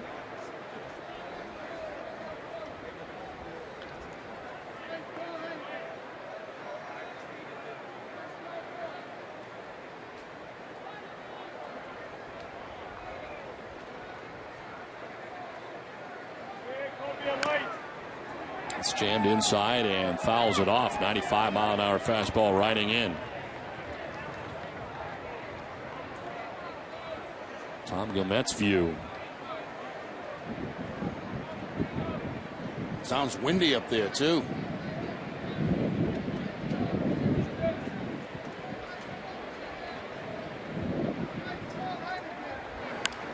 Fly ball to center field. Ellsbury backpedaling.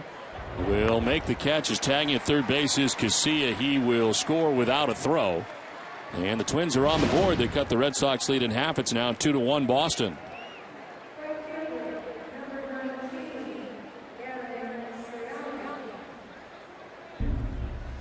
Well, tune in tomorrow morning and every weekday morning at 6 for Dennis and Callahan here on Nesson and on WEI FM 93.7. They'll break down the weekend Sox Twins series and catch up on all the stories from the Olympics. It all starts tomorrow morning at 6 on Nesson and on WEI FM 93.7.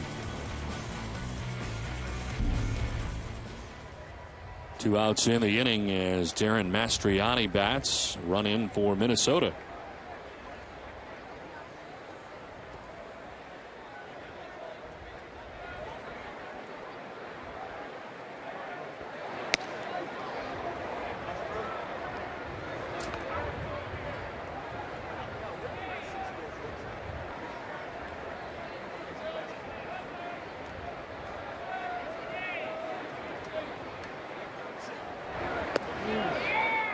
Trying to work that outside corner. Morales not getting the call. 2-1.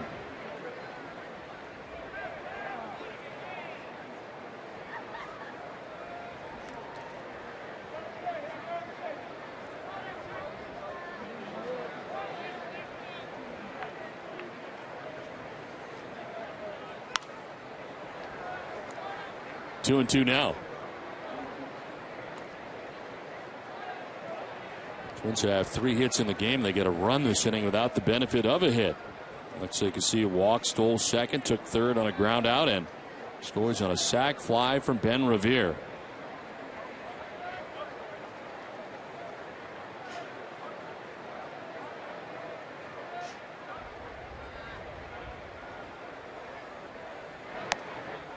Jerry, we figured around 90 pitches perhaps today for Morales in this spot start, and here he is at 90 pitches. His next one will be, and nobody warming in the pen right now. No, it hasn't been an easy go for him. He's pitched very well in this game, but a lot of pitches early. 3-2 pitch. Mastriani stays alive. This may be the last inning for him. You may see somebody get up between innings to start to loosen up. Pitching line brought to you by Ace Ticket. 4 2/3, 3 hits, a run. He's walked 3, struck out 3. Even 90 pitches.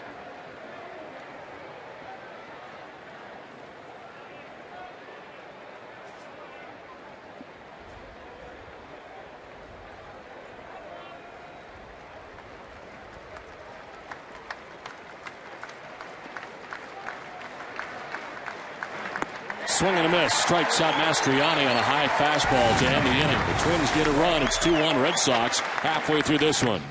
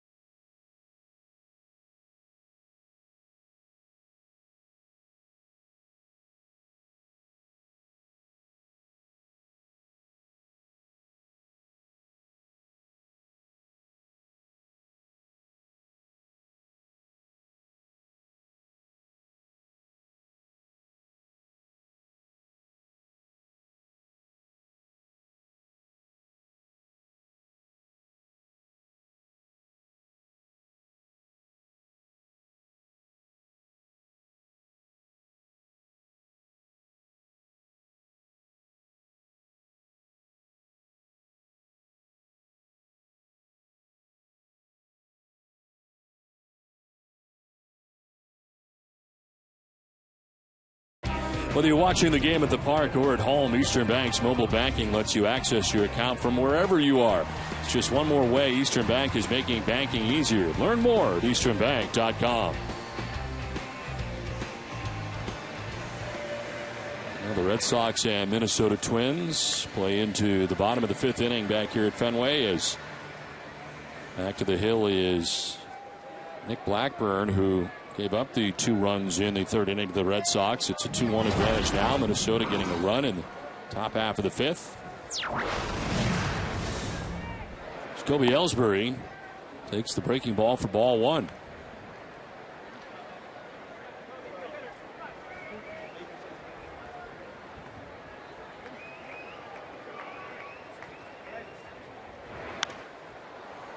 In the air to shallow left. The shortstop Dozier goes way out and makes the catch right in front of the left fielder.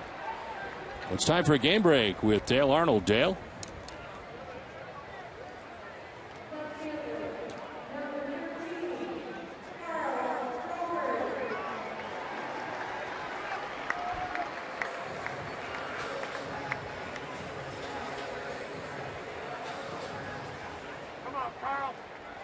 All right, Dale, thanks very much. We're looking forward to that from Yawkey Way. 1 out here in the 5th inning. Carl Crawford sends one foul to our left, and in and out of the press box. Bill Ballou, Worcester Telegram, bad play.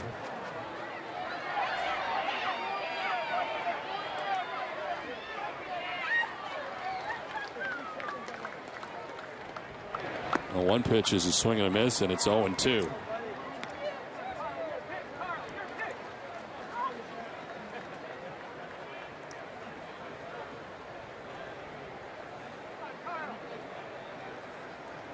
Crawford with a single and a run batted in the 1st.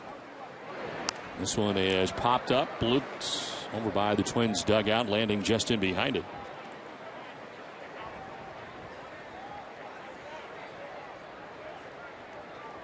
Come on, Carl.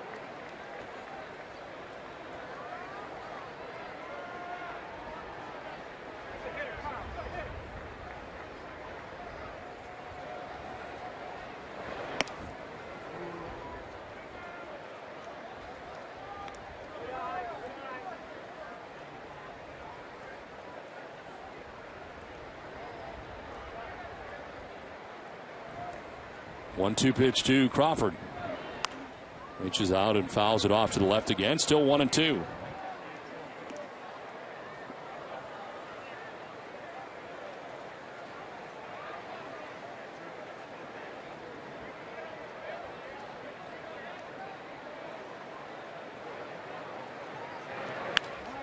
Line down the right field line, but foul. Out ahead was Crawford.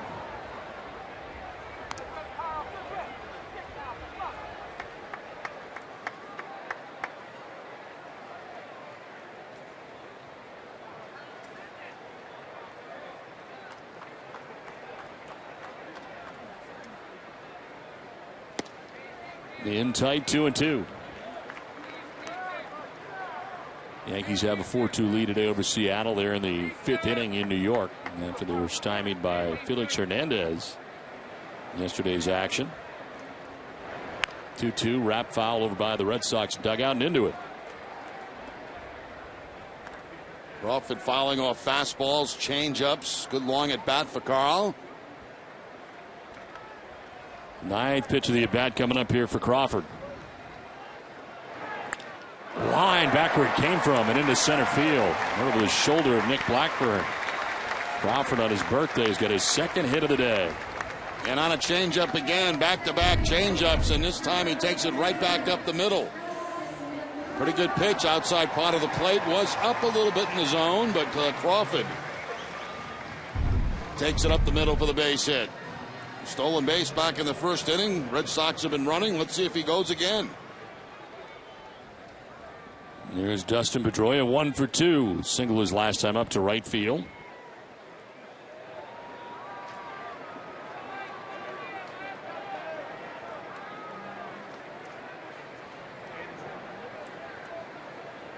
Throw to first, and Crawford sort of froze there at first and then did get back on the dive.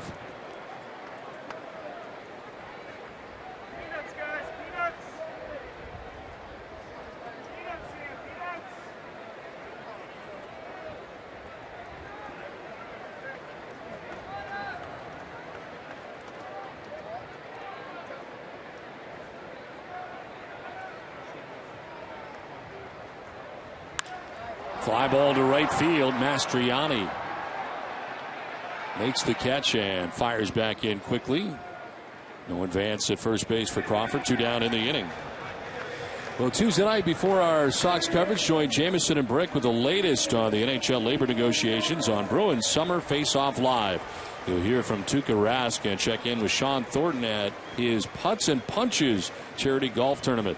Catch up with the NHL Tuesday night at 5:30 only on Bruins Summer Face-Off Live. Left field deck in the Fenway Grill. 2 outs here in the 5th inning.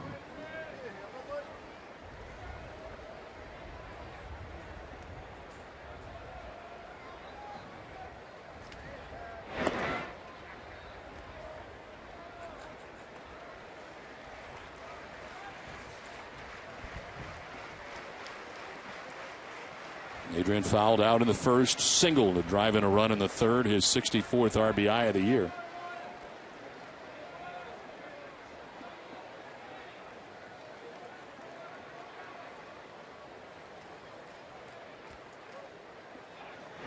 Another throw over and relatively close again. No dive this time from Crawford, able to cross over to get back. Now Blackburn aware that the Red Sox have been stealing at will today, paying more attention to the speed at first base right now.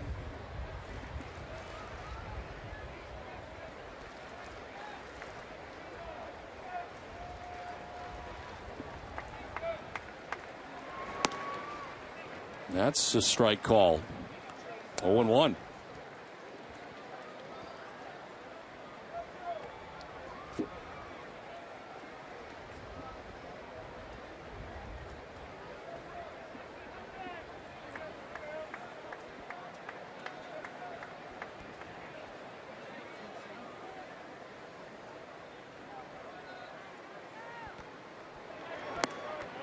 Tried to hold up. Did he go? No. Says David Rackley, third base umpire. The count evens at 1-1.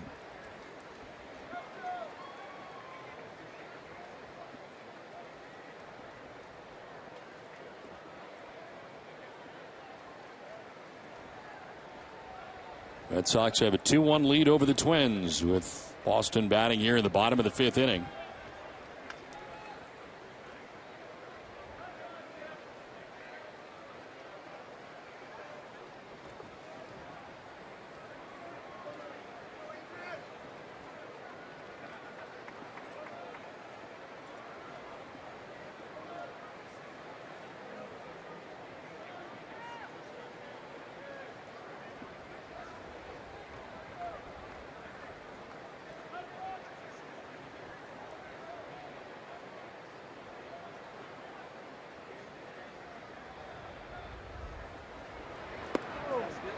Inside for ball 2, 2-1.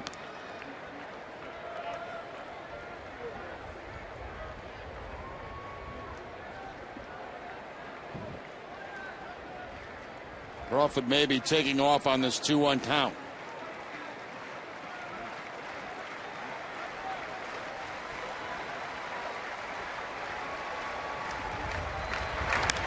Fly ball to left field, struck well, deep and far to left, and into the monster seats and gone. Adrian Gonzalez, opposite field home run. The Red Sox a little breathing room, on top now 4-1. Little push from the wind out there to left, and it just carries out of the yard. You know, earlier in the season, Gonzalez was using left field, but a lot of it was line drives. Now he's getting more lift to the opposite field and getting home runs. That pitch right at the bottom of the strike zone, a fastball, and that inside-out swing into the monster seats.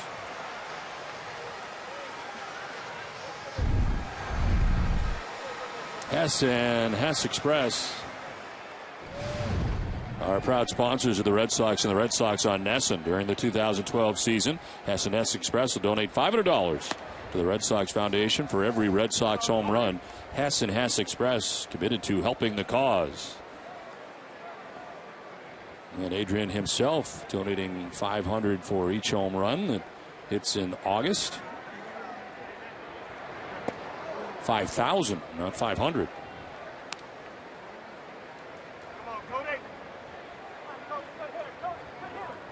And for Adrian, his 11th home run of the year. Red Sox with a 3-run pad. Cody Ross, 0 for 2 in the game, is grounded out and popped out. Now sends one back up the middle and into center field. A 2-out base hit for Cody Ross.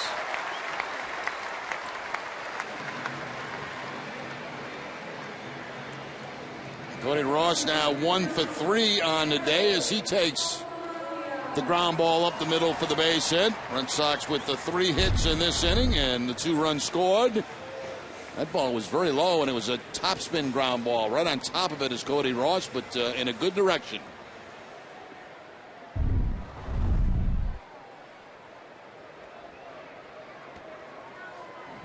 And Blackburn 4 2/3, 9 hits now, 4 runs, 2 of them coming in this inning.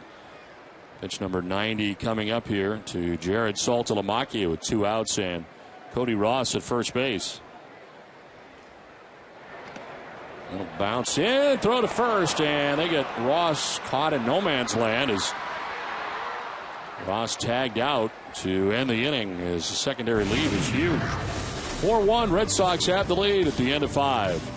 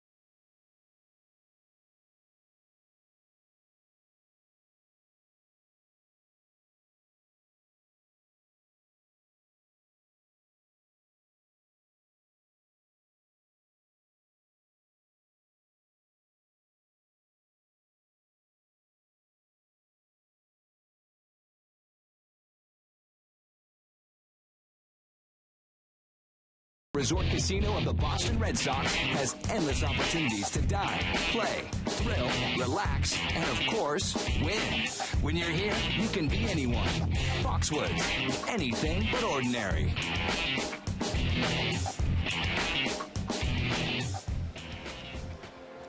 Second game and first game. Hello to Kevin Nate at the ballpark today as the Red Sox have a 4-1 lead as we head to the 6th inning. Bit of a surprise to see Franklin Morales back on the mound, but he is back out there again for the 6th inning. And the Red Sox do have some action beginning in the bullpen behind Morales. Morales with 91 pitches. That's Mark Melanson who's going to start to loosen up.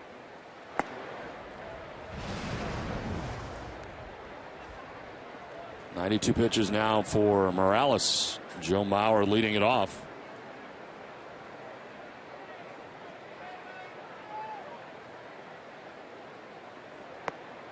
In there for a strike, and it's 1-1.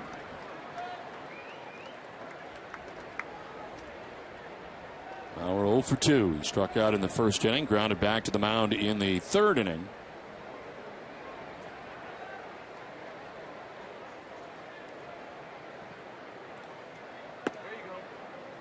Inside, 2-1.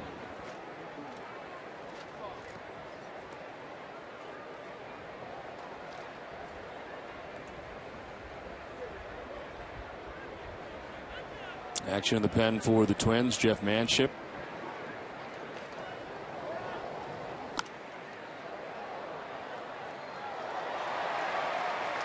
Red Sox Nation, if you need medical care at Fenway Park, visit the Beth Israel Deaconess First Aid Stand behind Section 12. Beth Israel Deaconess Medical Center is the official hospital of the Boston Red Sox. Visit them at bidmc.org. Nice grab. Get that with two hands, or did he get it up the kitchen? A little bit of both, I think. Aviles to first, 4 out, number 1 of the 6th inning. The Amica Pitch Zone is brought to you by Amica Insurance. Amica Insurance is not just how you're covered, it's how you're treated. Take a look at the first 3 strikeouts from Morales on the day. A fastball to Mastriani, a changeup to Mauer, and a fastball to Casilla. One that he chases up and out of the strike zone.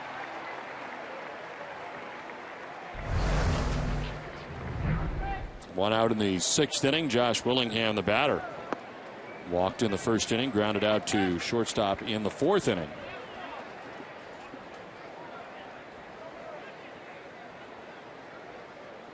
Morales has held the Twins to 3 hits and 1 run so far today.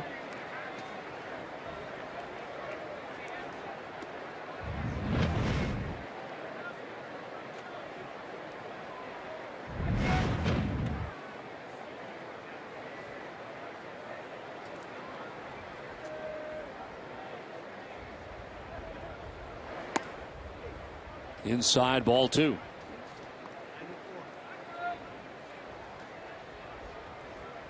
This next pitch will be the 100th pitch of the game for Morales, and only the 2nd time this season he's gone 100 or more, and this is in a spot start after not starting since July the 13th.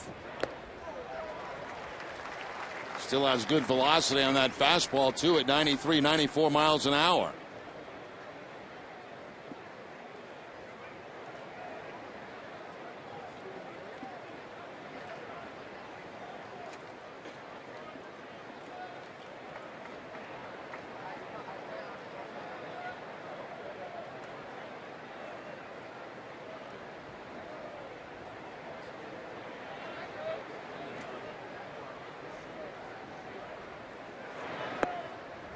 Ball 3, full count.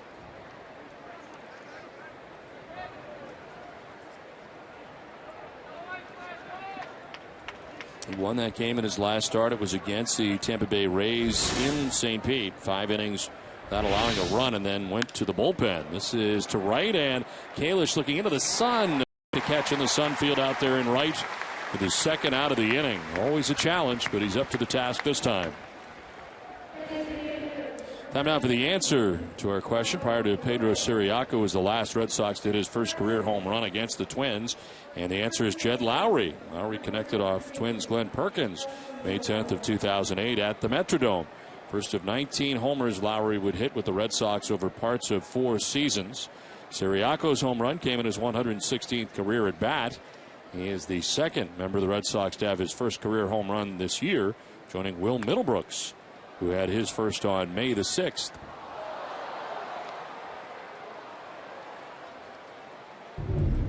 Kalish out in right field battling the sun right now, and you can see him trying to get as low as he possibly can to make the catch on that line drive. Sunglasses on, cap, use the glove, anything you can to block the sun. In there for strike 2 to Morneau.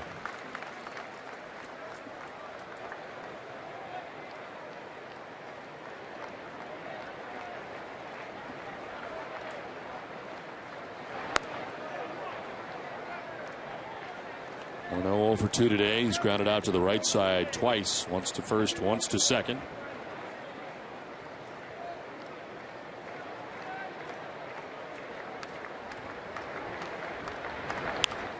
In the air to left center field. On the run is Ellsbury, and he'll make the running catch as he runs onto the dirt of the track. 5.5 complete from Fenway. Red Sox have a 4-1 lead.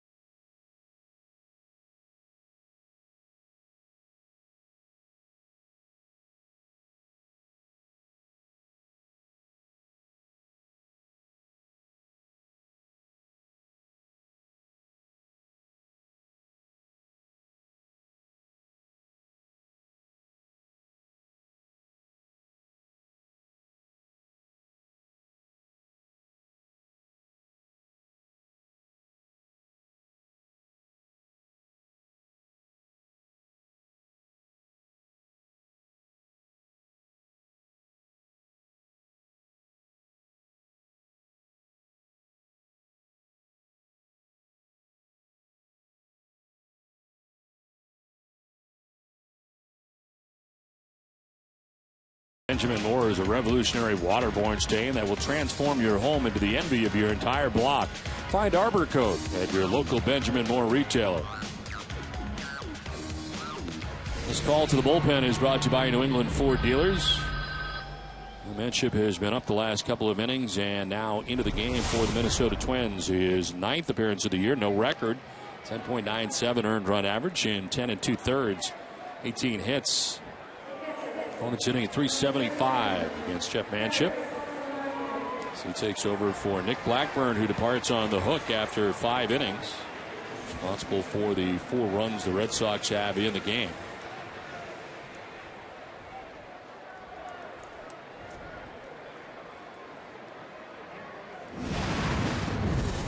Jared Saltalamacchia leads it off for the Red Sox. He was batting when Cody Ross was thrown out to end the 5th inning. So Saltalamacchia with a fresh count and ground ball right side. Diving is Casilla. Gets up and his throw is in time. What a play.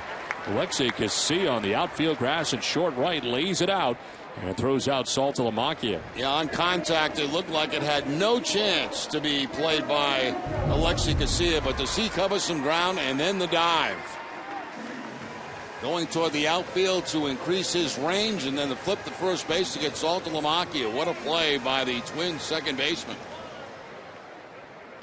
Looked like Saltalamacchia was limping as he was walking back to the dugout. He had hit himself earlier on a foul tip off the knee, it appeared.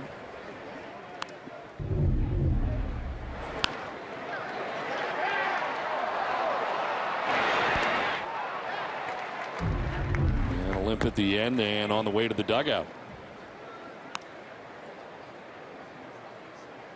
He's the first out of the 6th inning as Will Middlebrooks batting with a count of 1-1.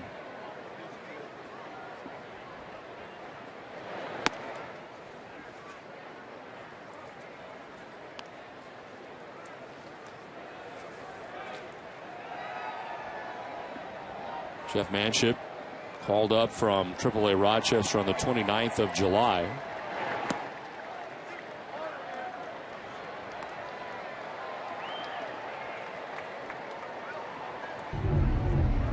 See how Saltalamacchia gets out of the box. Might have rolled over on that right ankle. Upon contact.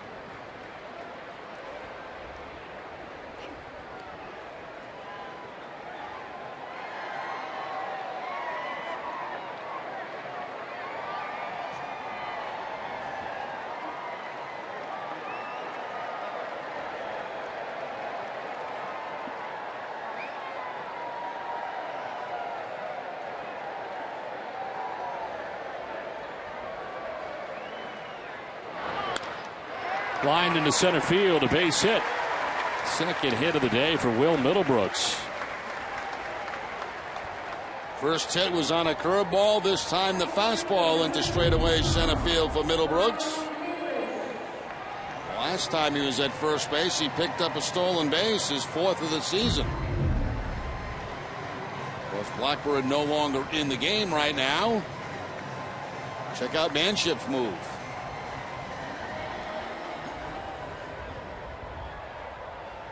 Ryan Kalish, the batter, is 0 for 2.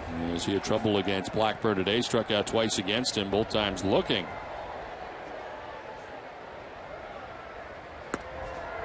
And a strike called over the outside corner.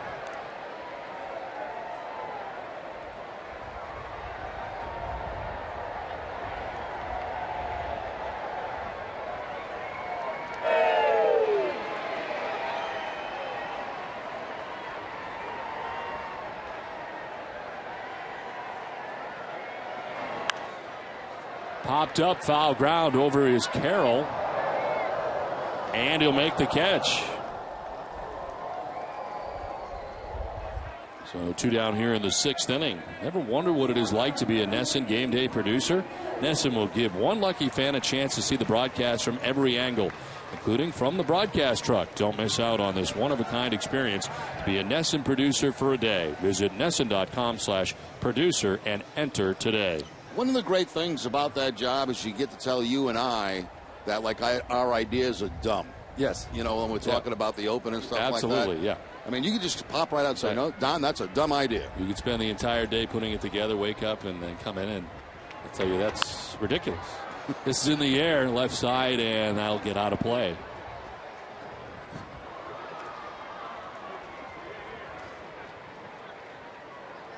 Well, I don't think so. I think we're going to go with this, you know. Yeah. But you'll have a chance to do that if you win the contest. Some other time. Yeah, that's right. You can You'll have a chance to do that. Yeah. You're the producer for the day. Yeah. You decide what the open's going to be. Right. I wonder who we're playing when the winner gets to come. I don't know. They could start working on their open now. Right. The one pitch is lined into left center. Over is Revere. And he'll get it back in, but not before Mike Aviles picks up his second hit of the day. The Red Sox have 2 on with 2 outs. Aviles swinging the bat well since coming back in the lineup off that turf toe problem. Little step down the third base line, but still able to pull that pitch that was on the outside part of the plate. And the 2-out base hit. He's 11 for 24 in this season series against the Twins at .458.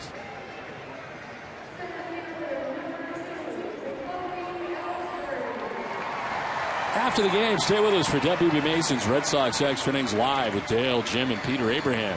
Get a breakdown of Franklin Morales' outing today and hear the starters' post-game comments. Plus, you get manager Bobby Valentine's thoughts on the series finale from the Fenway interview room. It's all coming up after the game, only on Nesson and live from Yawkey Way. 2 on, 2 outs. Jacoby Ellsbury takes strike 1.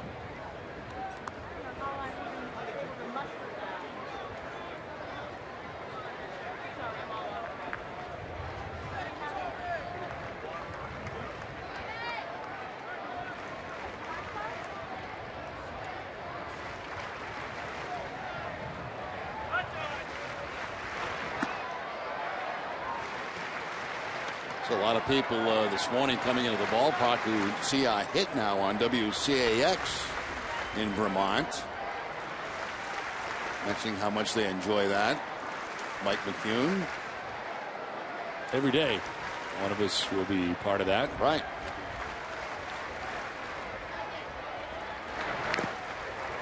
Swinging a foul tip, and it's 1-2. Which one of us is doing it tomorrow, do you know? I just, whatever the producer says. You know, that's another thing. You can decide, Right, you decide when you become producer. who does what. Who does what. Does Jerry do the hit with Vermont or BZ? Trying to mix it up as much as we possibly can. Springfield, Providence, you know, there's a lot going on. Yeah, a lot of stuff. There's a lot to do if you're a producer. Very busy job. 1-2 is fouled off.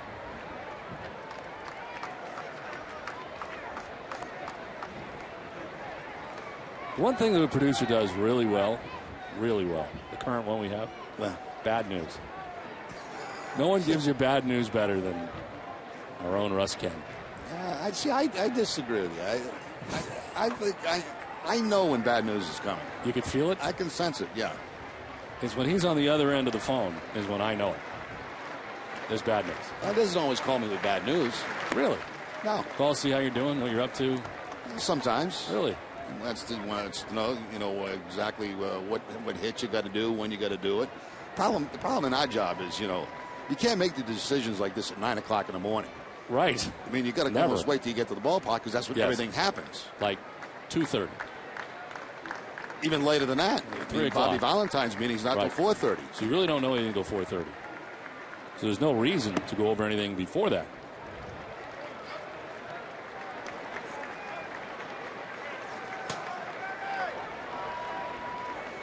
How many times have we come up with an open and then you leave Valentine's meeting and boom, it changes. It's blown up. Right. Everything changes. Well, there's no point in us getting together before 5 o'clock. Well, we really don't want to see each other anyway. 3-2. Foul over by Carl Crawford, who's waiting on deck.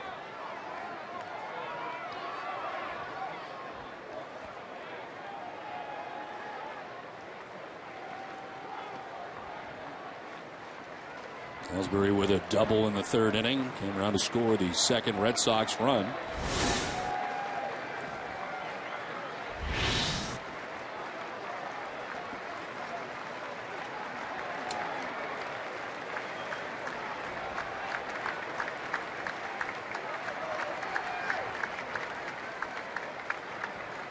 As Manship backs off.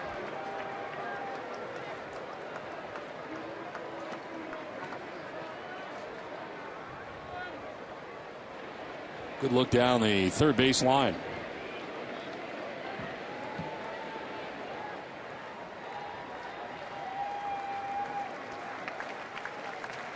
Red Sox trying to add on to their 4-1 lead, batting here in the last half of the sixth inning.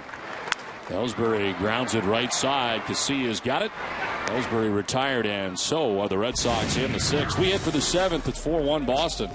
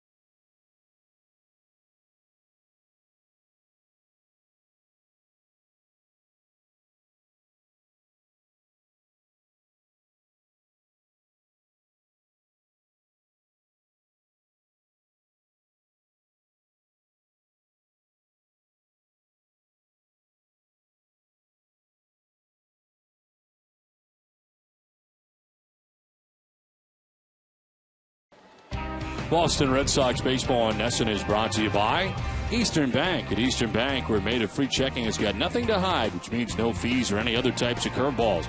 Check out what else we're made of at easternbank.com. A beautiful shot that is today on a warm day in Boston. Great day to be outside as we move along to the seventh inning inside Fenway Park. And the new pitcher for the Red Sox is Mark Melancon after 6 good innings from Franklin Morales. Melancon appears in his 25th game of the year, 0-2. 7.99 earned run average. Opponent sitting at 295 against Melancon. Red Sox have to be very pleased with what they received today from Franklin Morales. Outstanding performance by Morales today, getting that first start since back in July and only allowing the 1 run to the Minnesota Twins. On 3 hits in 6 innings, he threw 106 pitches. Ryan Doman leading it off here for the Twins, and he takes strike 1 over the outside corner.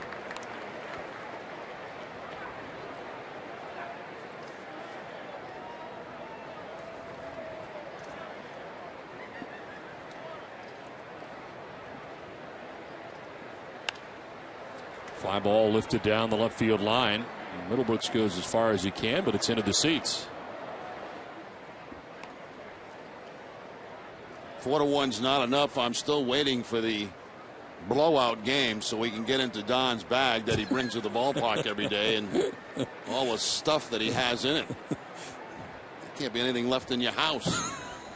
I think we need about 6 more runs in this one. There's going to come a time Well, where you need something. There will be a time. Or we're in an emergency situation. Saved my life in Chicago. Yes, bleeding all over the place.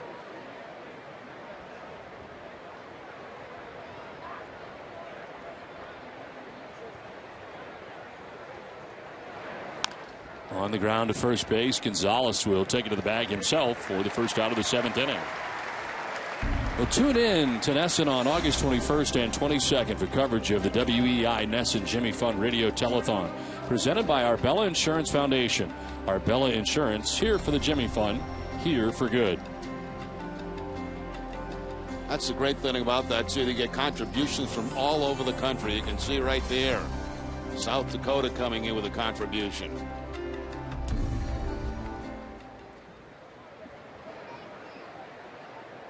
One out in the 7th inning for Brian Dozier, who's 0 for 2 today. He's grounded back to the mound and popped out to second base.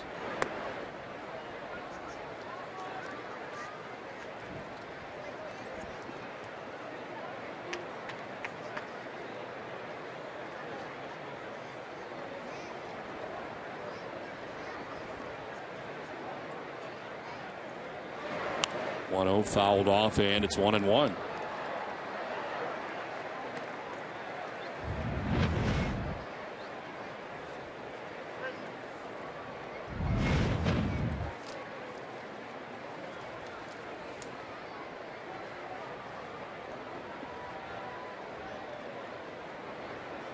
Dozier in the first game of the series was 3 for 4 with a 2-run home run. He's been quiet since. And shortstop for the Twins, 0 for 2 today.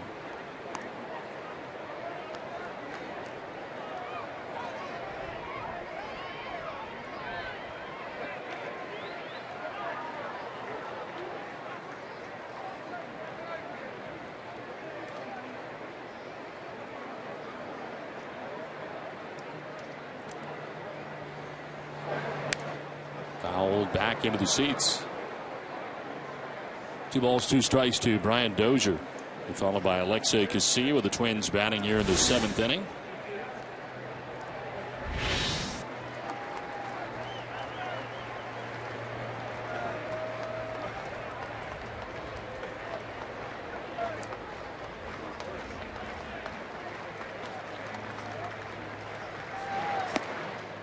Up high, ball 3, full count.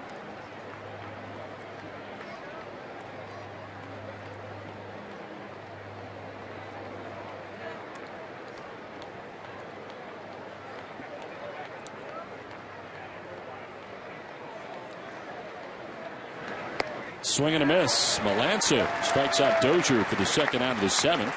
The Red Sox pitching, that's now 8 in a row retired. Good cut fastball here from Melancon to pick up the strikeout. Dozier 0 for 3 on the afternoon.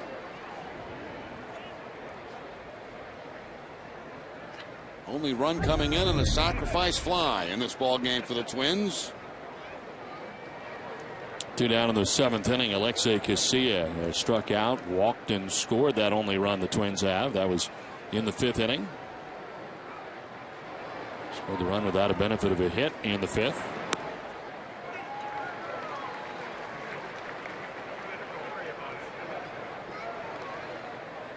Franklin Morales today, 6 innings, 3 hits, 1 run. Walked 3, struck out 4. Chance for his 3rd win of the year.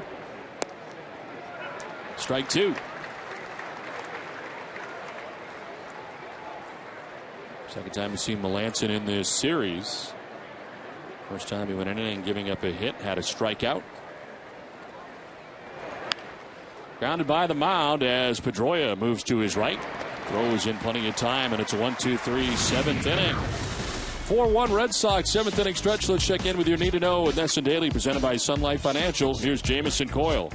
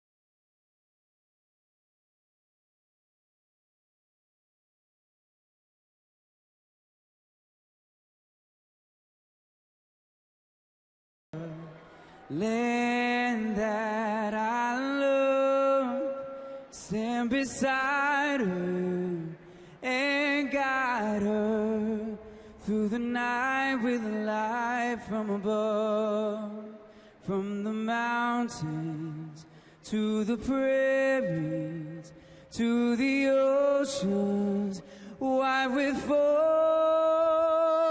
God bless America, my home sweet home. God bless America, my home sweet home. Nicely done by Chris Allen here at Fenway Park. He'll be performing tonight as part of Picnic in the Park at Fenway tonight. And it is 4-1. Red Sox on top of the Twins as we head to the bottom of the 7th inning. And it's time now for MLB news and notes. The Angels snapped a 3-game losing streak thanks in part to Albert Pujols, who homered for the 6th time in the last 5 games. He now has 24 home runs on the season. Boy, he went a long time without his first one. Doug Fister picked up his first complete game as a member of the Tigers. He allowed only 4 hits and 1 run to the Indians, giving Detroit their 3rd straight win. And the Mets' Mike Baxter tied an NL record with 5 walks in a 9-inning game yesterday versus San Diego. He also equaled a franchise mark as well.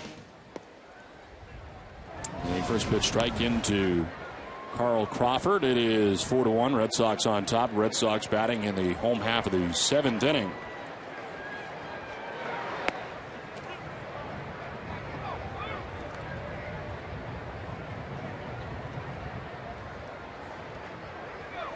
Average right now for Carl Crawford is 273. Last year he was never above 260. There's a ground ball base hit. And how about his 3rd hit of the day for the birthday boy, Carl Crawford? Well, this is more along the lines of what we expected from Carl Crawford. And we've seen base hits today on fastballs, on changeups, and that time the slider to Carl Crawford. He finds that hole between 1st and 2nd.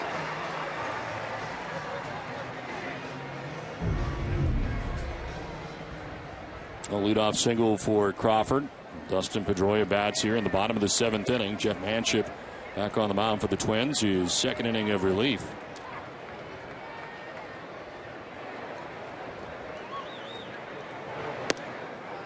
In their first strike, Pedroia singling in the 3rd, a 1-for-3 day.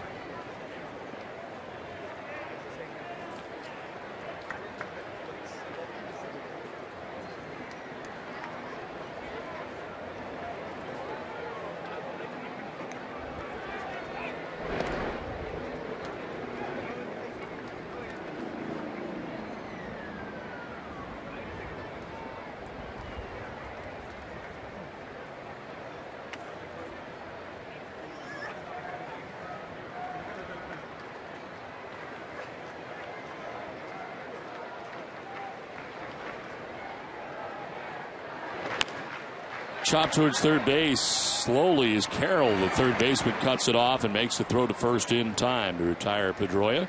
Up to 2nd base goes Crawford with 1 out. Well, tomorrow night, immediately following Red Sox first pitch, join us for Red Sox Game Day Live, presented by Uno's with Dale Arnold, Peter, and Jenny at 6:30. They preview the pitching matchup between Aaron Cook and Rangers rookie Yu Darvish in the series opener against Texas. Live coverage begins at 5:30 with Monster Monday right here on NESN. Happy 3rd birthday. I guess Jake must be at home right now. Yeah, Mom and Dad are at the game. We're going to intentionally walk Adrian Gonzalez with first base open.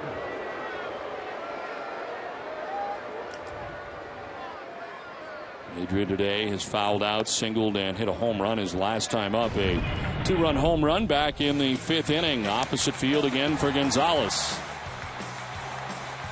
Game was 2-1 at the time. Red Sox now have a 4-1 lead thanks to Adrian.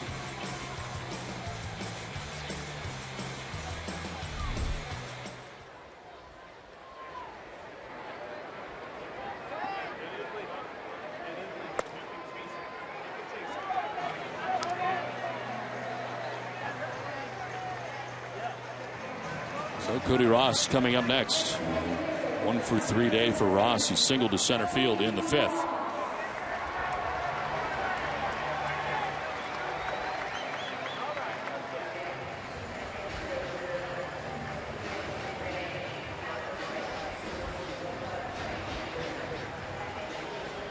Crawford at second base. Gonzalez at first base. 1 out here in the bottom of the 7th inning.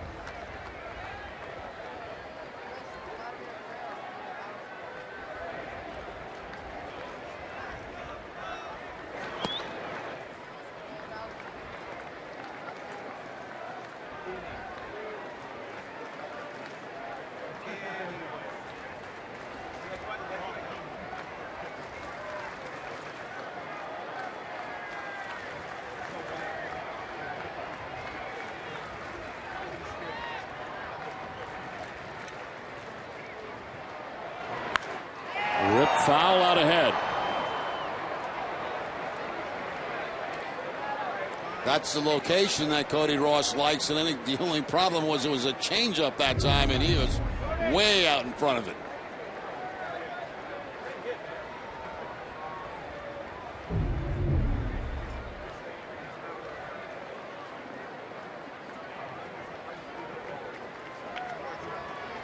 Jeff Manship in for the 6th inning, starting the 7th inning. And runners at first and second, 1 out.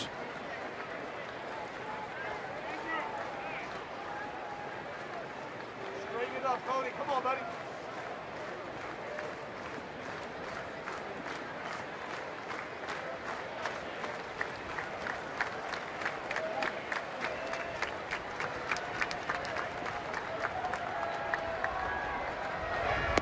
Outside, ball 2.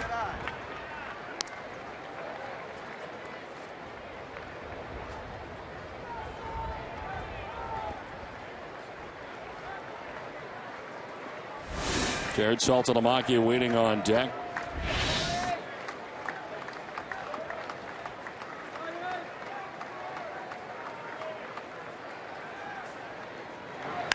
Ross back up the middle into center field, a base hit. Crawford being waved around. The throw is cut off, and the Red Sox take a 5-1 lead. Cody Ross with his 2nd hit of the day drives in the Red Sox 5th run of the day. And he picks up his 53rd RBI of the season. Ross going up the middle twice in this ball game today. This one a little bit harder than the last time, but no problem scoring the speedy Kyle Crawford from second base. Throw will be cut off by Justin Morneau, and the Red Sox lead it by 4. Cody Ross 7 for 20 in the month, hitting at .350.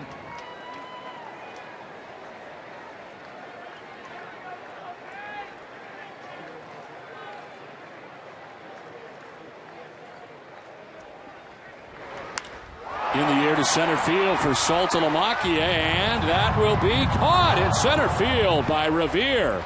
Everybody's got a re-tag here, and not able to do so at second base is going to be Gonzalez. He'll be doubled off, as it turns out. What a catch by Ben Revere.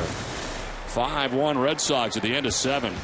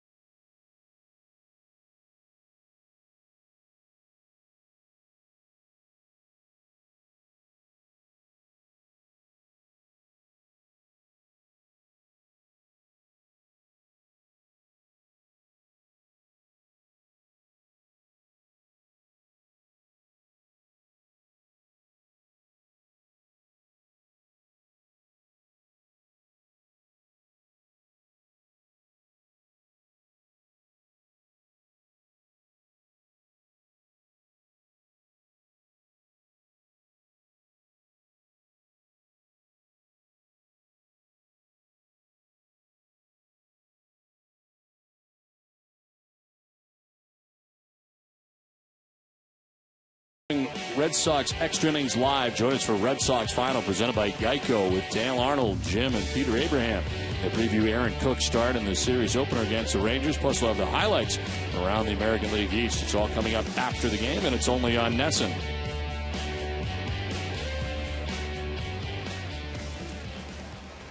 Red Sox out a run in the bottom of the 7th inning, and Boston takes a 5-1 lead as we head to the 8th. What a catch to end last inning, turned it into a double play. Yeah, this might be the play of the day in baseball. I mean, everybody thought this was over the head of Ben Revere, but look at that catch over the shoulder and throws into second base to get the double play. That reminds you a little bit of that Willie Mays catch. Yeah. Well, he turns this into a double play. Gonzalez was standing at third base at the time. Jamie Carroll leads it off and takes ball 1. Carroll walked in the 3rd inning, grounded out to short in the 5th.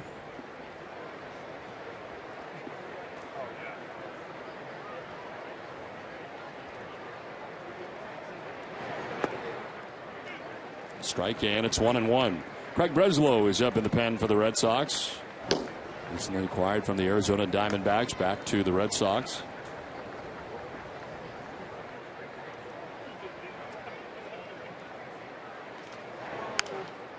Blooped back at first, and a fair ball down the right field line over his Kalish to play it. Heading for 2 is Carroll, and getting to second base safely is Jamie Carroll.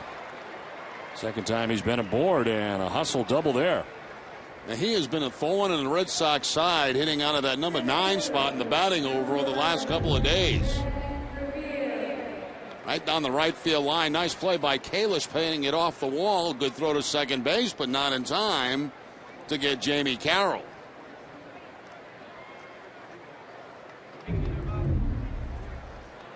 So Carroll at second base to begin things here in the 8th inning for the Twins. Top of the order, Ben Revere. And a sac fly back in the 5th to give the Twins their only run of the day.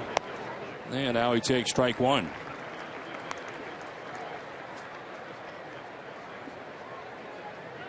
There's action for Minnesota in the pen. The right-hander is up. Luis Perdomo.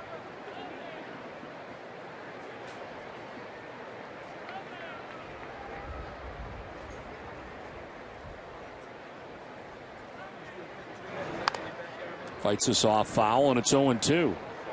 Hitting the road, take the Red Sox with you this season. Subscribe to MLB.tv today to see every Red Sox out-of-market game live and online and on your favorite devices in HD quality.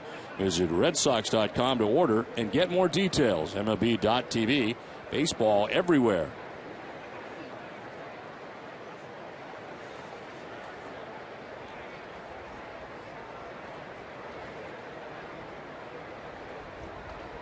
Ben Revere also singled back in the 1st inning, has a stolen base today. He's down 0-2. This will bounce in. Melanson's 2nd inning of relief. At least he's starting it. He had a 1-2-3 7th inning. Ground out, strikeout, and a ground out in the 7th. This inning is started off with a double by Jamie Carroll.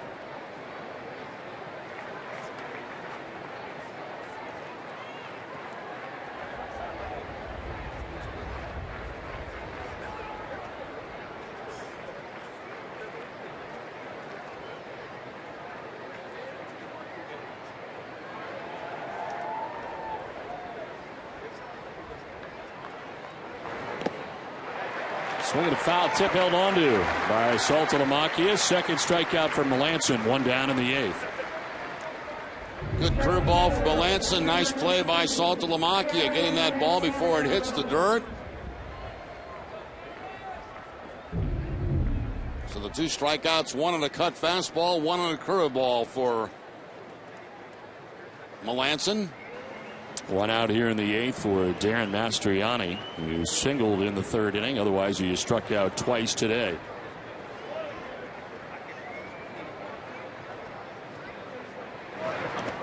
That'll bounce in, blocked by Saltalamacchia.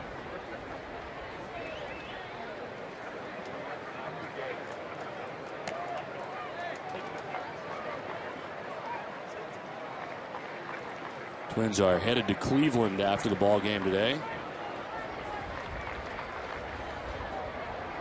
They proceed. The Red Sox will be going to Cleveland on Wednesday after their game against the Texas Rangers, final game of the series. Matinee game here at Fenway Park on Wednesday. Next half inning, we'll get your preview of game 1 of the Texas series. Begins here tomorrow.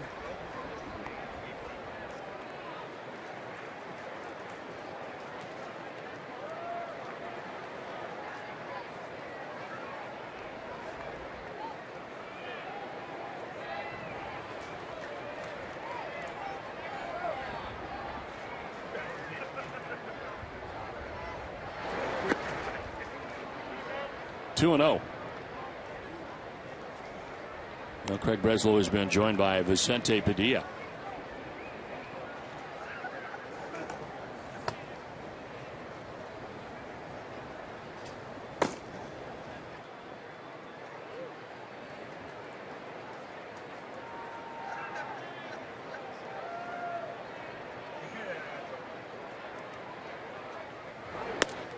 On the outside corner, 2-1 to Mastriani.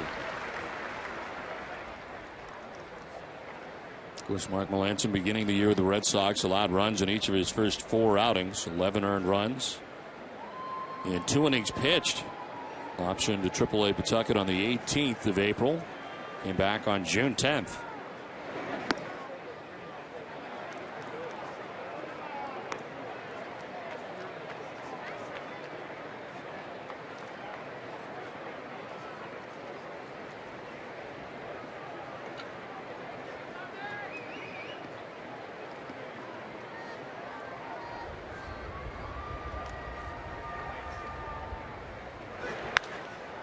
Popped up.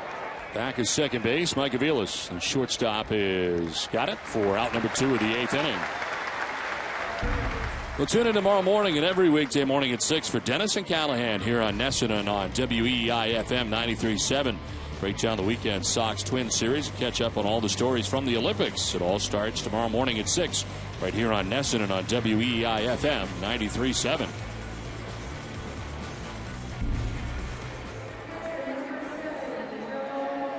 2 down in the 8th with Jamie Carroll at second base. Bobby Valentine out to make the change. Mark Melancon done after an inning and 2/3. The pitching change from Fenway. Breslow's coming in. It's 5-1 Red Sox.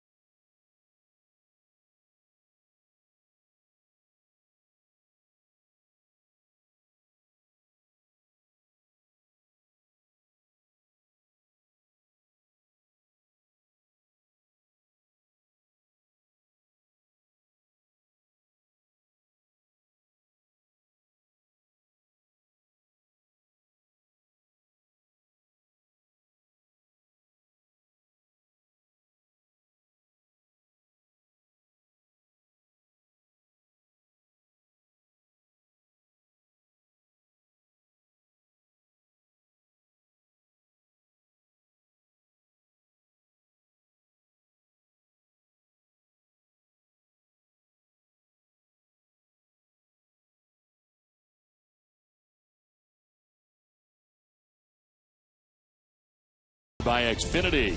Well, a good birthday today for Carl Crawford, who has 3 hits in the game. Part of the Red Sox 13-hit attack today. A big hit, a 2-run home run for Adrian Gonzalez. Gives the Red Sox runs 3 and 4. As part of a 2-run bottom of the 5th inning, they lead it now 5-1. They got very good pitching and a spot start today from Franklin Morales, who gives him 6 innings, 3 hits, 1 run. Morales pitched very well, throwing 106 pitches in 6 innings as the Red Sox enjoy a 5-1 lead. They play here in the top of the 8th inning with 2 outs. Runner at second base. Joe Mauer the batter, and Mauer fouls it off to the left out of play. Craig Breslow into the game for the Red Sox. His 4th appearance. He's not giving up a run. 3 innings worth of work. 182 opponent batting average for Breslow. Came on for the final out of last night's 6-4 loss to Minnesota. For an inning and a third of scoreless outings in each of his first 2 appearances with the Red Sox after he was acquired on Tuesday from Arizona for right-hander Matt Albers and Scott Podsednik. And been 2-0 with a 2.70 earned run average in 40 relief outings with the Diamondbacks this season. Struck out 42 batters in 40 innings. Fouled off to the left out of play.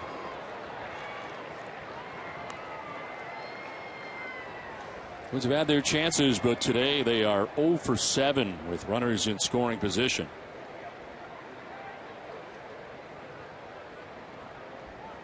Red Sox out hitting the Twins 13-4 in this game this afternoon.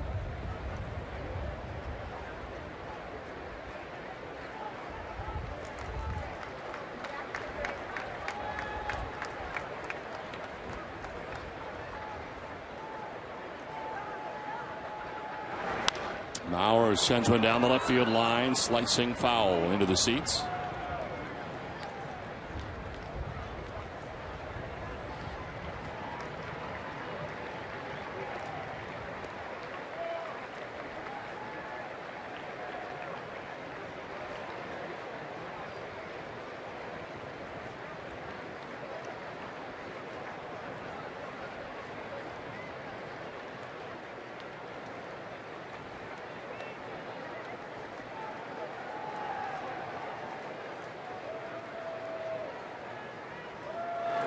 One-two is chopped to short. Aviles coming in, charging, and on the run in time.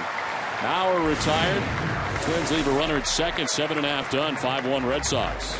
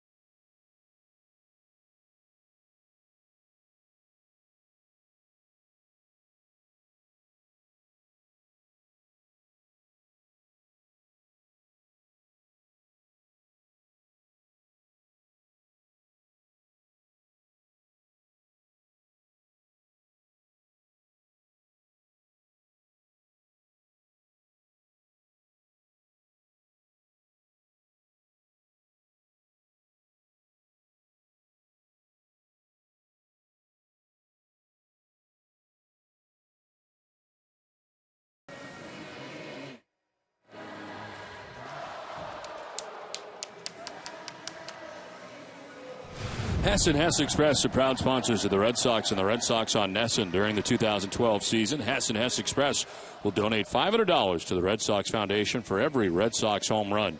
Hess and Hess Express, committed to helping the cause. And we play along to the bottom of the 8th inning back at Fenway Park. A new pitcher for the Minnesota Twins. Luis Perdomo into the game. This year in the minors, 37 appearances, 6-5 with a 2.14 earned run average. And it's hitting at 180 against Perdomo. No decision in his only outing with the Twins. 2/3 of an inning, giving up 2 runs. Walk 3, didn't strike anybody out. He deals with Will Middlebrooks to begin things in the inning, and there is strike 1 from Perdomo. Pitched with the San Diego Padres, 2009, 2010, parts of 2 years, 36 career games in the majors. Zips that one to the outside corner for strike 2.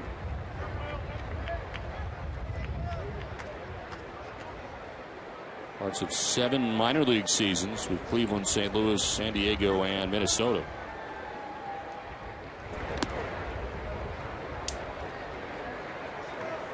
Jeff Manship pitched 2 innings of relief for the Twins today, and he was charged with 1 run on 4 hits. Walk to batter was intentionally Adrian Gonzalez in the 7th inning. Didn't strike anybody out. Swing and a miss. Perdomo strikes out Middlebrooks for the first out of the 8th. It's time now for a look at the road ahead, brought to you by Safeco Insurance. Tomorrow the Red Sox begin their 3rd series of the year with the Texas Rangers. And for the first time they will deal with Yu Darvish.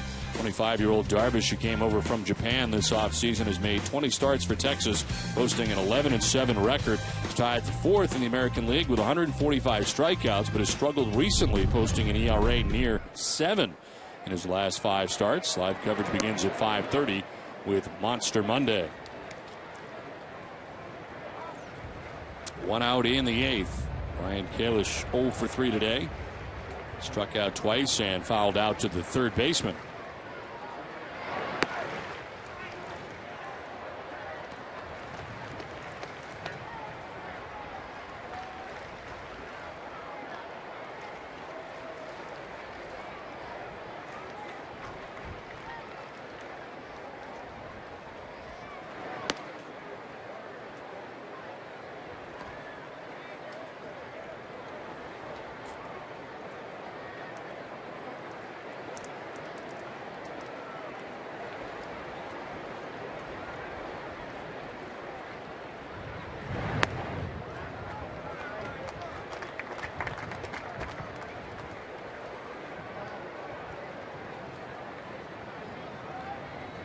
Breslow finished last inning. Vicente Padilla warming up in the pen. Looks like he will be working the 9th as a fly ball sent out towards deep right center field.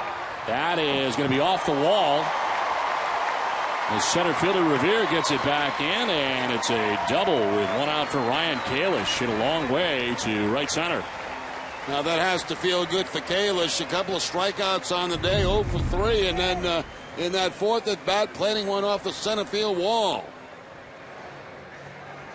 No question about this one. Revere was not going to make another great play on that, although he did make a nice jumping play to keep the ball from maybe being a triple. Well, it's time now for the Coors Light Freeze Cam, and Ben Revere, we just saw him in a great play. Turned into a double play to end the 7th inning. Rob Saltalamacchia on this over-the-shoulder catch. Coors Light Freeze Cam brought to you by Frost Brewed Coors Light, the world's most refreshing beer.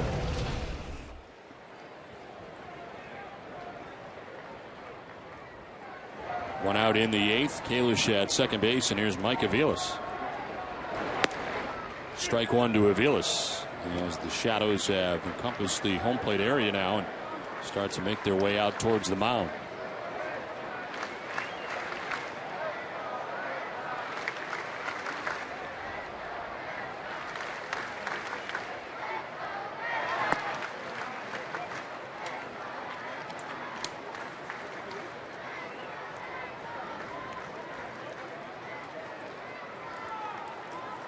Scobie Ellsbury waiting on deck.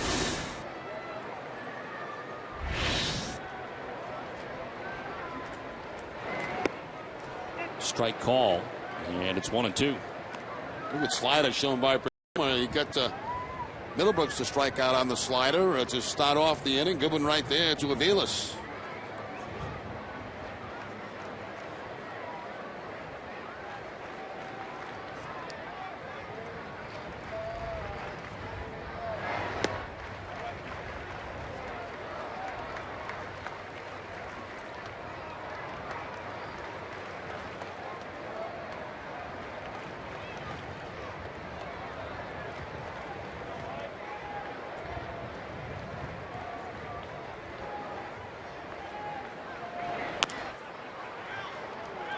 Fouled off at the plate. Well, that ball came back and hit Aviles right in the hand.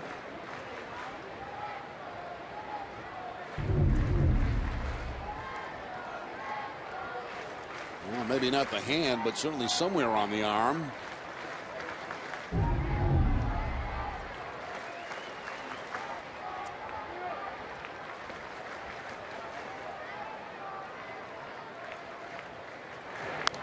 Mills fouling it off to the right, out of play. Hanks tough here at 2-2.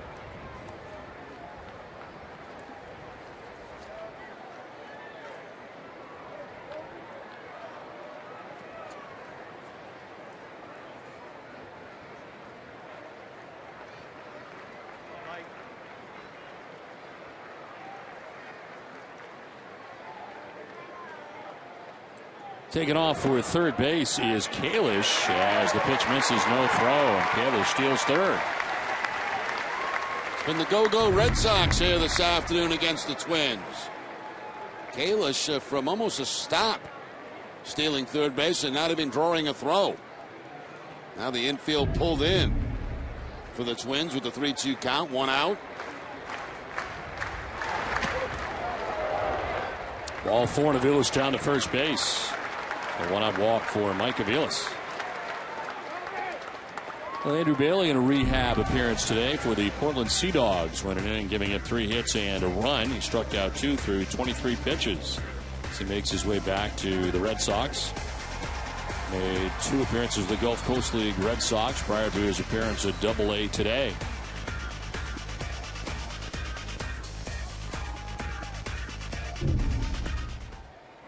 Stephen Wright actually started that game. The pitcher the Red Sox received as part of the deal for Lars Anderson. 6 innings, picked up the win, allowed just 1 run.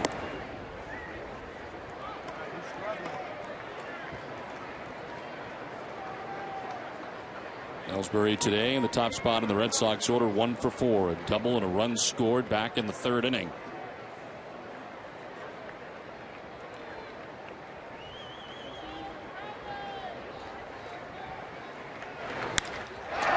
Center, Revere almost came in too far to make the catch. Tagging at third and scoring is Kalish. The Red Sox lead it 6-1. Well, was that a bullet by Ellsbury? Line shot that almost fooled Revere in center field. He had to end up jumping for this line drive. Ellsbury picks up his first RBI of the day, his 7th of the season, on the sacrifice line drive.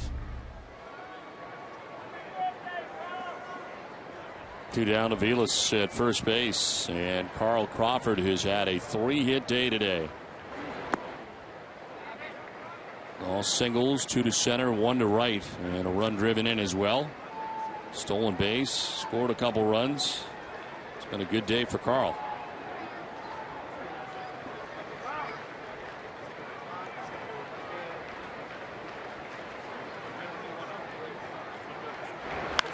Line and caught the first base by Morneau. That will end the inning. The Red Sox get a run. We head for the 9th. 6-1, Boston on top.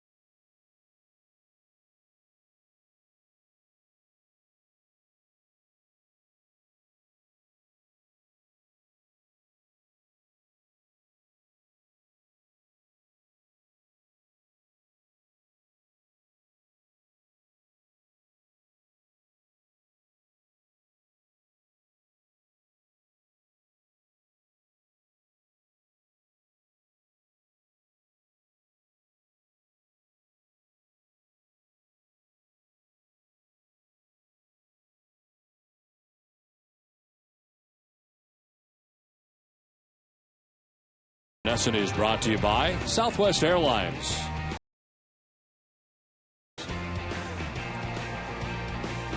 Back at Fenway Park, Red Sox tack on another run in the bottom of the 8th inning, and they take a 6-1 lead to the 9th. So try to salvage the final game of this 4-game series between the Red Sox and the Twins. Vicente Padilla into his 41st game of the year, 4-1 with a 3.92 earned run average.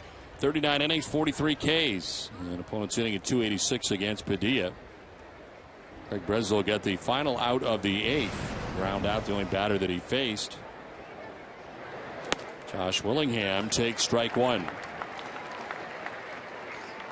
Willingham walked in the first. Since then, he's grounded out, lined out to right.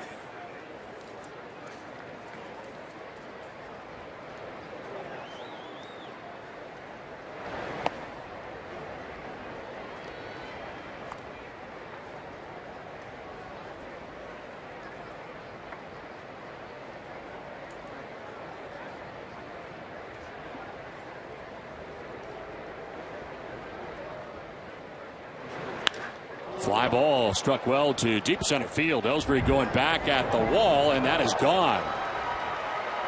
Straight away center field. Right at you, Matt Johnson out there in center. As Josh Willingham gets his 28th home run of the year. Matt Johnson with the baseball. It is now 6-2 as the Twins get a run here in the 9th. Well, this really has been quite a year for Willingham. In the 28th home run, as Don mentioned, picks up his 81st RBI of the season. Gets a Padilla fastball and takes it to straightaway center field right into the camera pit.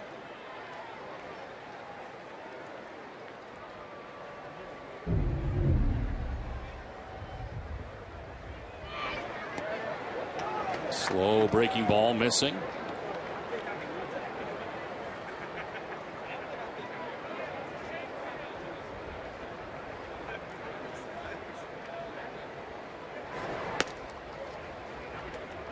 Two and 0. Padilla want to know where that was. He appears in.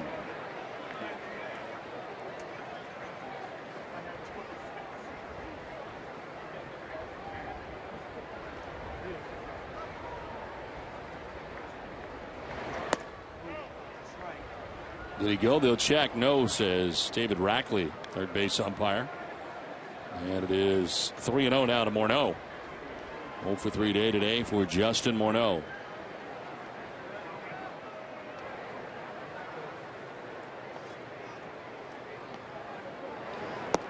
There's a strike, 3-1.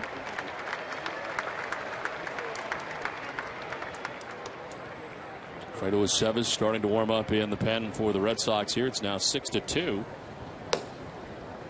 Leadoff home run for Josh Willingham here in the 9th inning off Padilla. Now Morneau will walk down to first base. Last thing the Red Sox want to do here. Morneau down to first.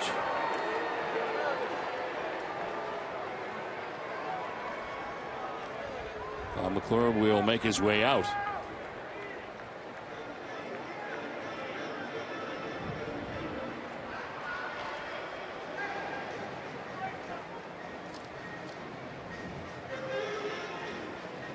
Covidien, a global healthcare products company, is a proud sponsor of the Red Sox Foundation, helping to address health needs in our communities. Padilla giving up a home run to Josh Willingham to begin the inning. A walk to Justin Morneau. And now Ryan Domet will be coming up. So Bob McClure may be waiting for the arrival of Wally Bell. I think they're trying to give Aceves as much time as possible out there in the bullpen to get loose. And it doesn't generally take Aceves very long to loosen up, and especially on a day like this, although he did throw a number of pitches in the game last night.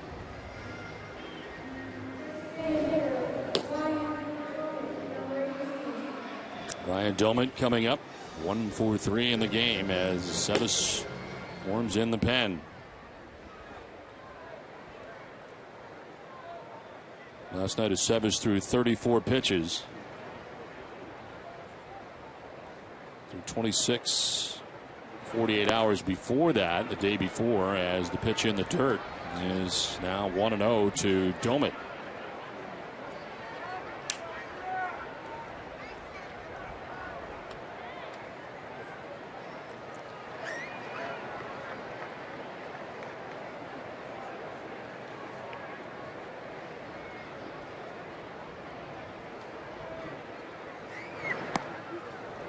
2-0.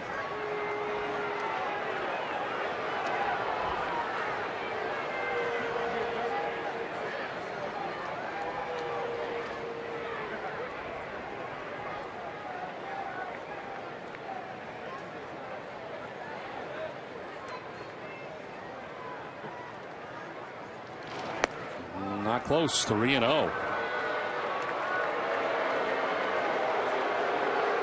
This is unusual to see Padilla have control problems.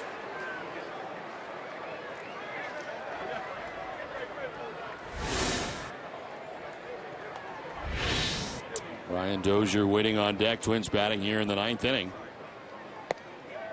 There's a strike, and it's 3-1.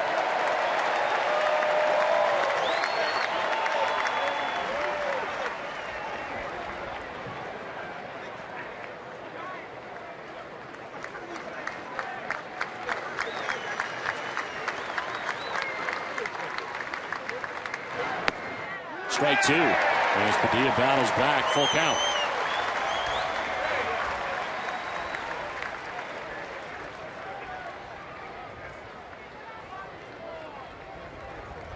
Leadoff home run by Willingham. Morneau walked. Dormant with a full count here. Padilla works from the stretch. High drive to deep right field. Kalish looks up and watches that sail out of here. A 2-run home run for Ryan Doman, his 11th of the year. And just like that, it is now 6-4.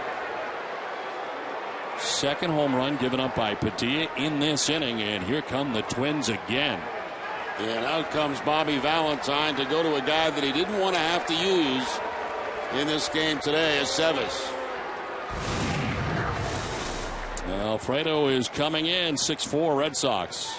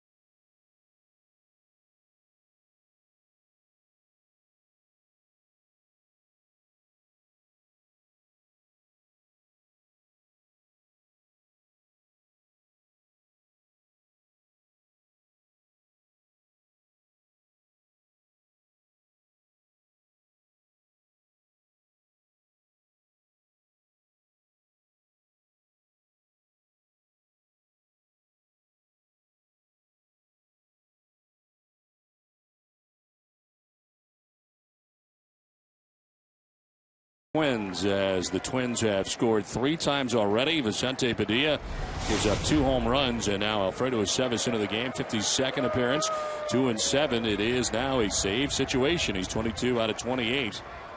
Ryan Dozier the batter, and he'll take a pitch outside.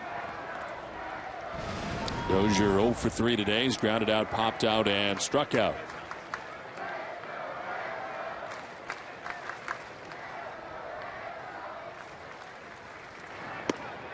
On the outside corner, 1-1.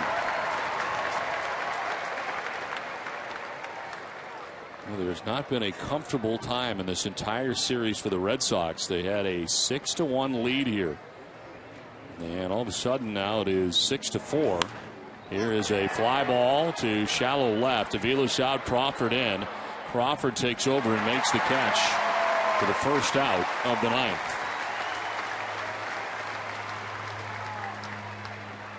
Well, don't forget, coming up immediately after the game, to stay with us for WB Mason Red Sox Extra Innings Live.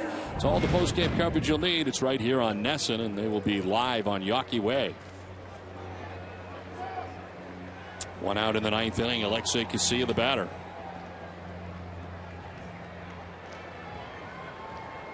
Walked in the fifth inning and scored the Twins' first run.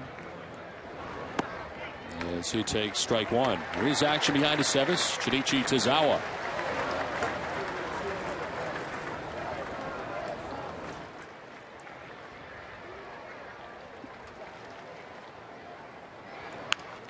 On the ground, Middlebrooks at third base, in on the grass. 2 down in the ninth.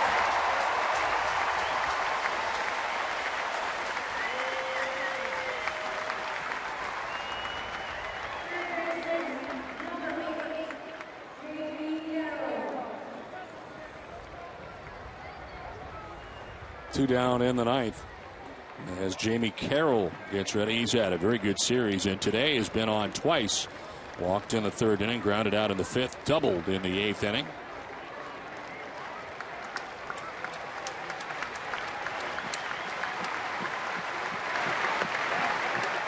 Strike one on the outside corner.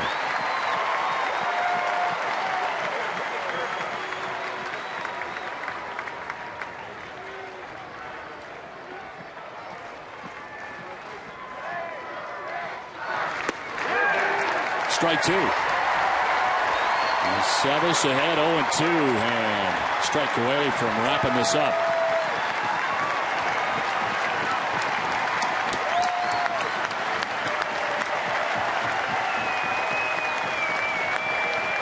Oh-2 pitch.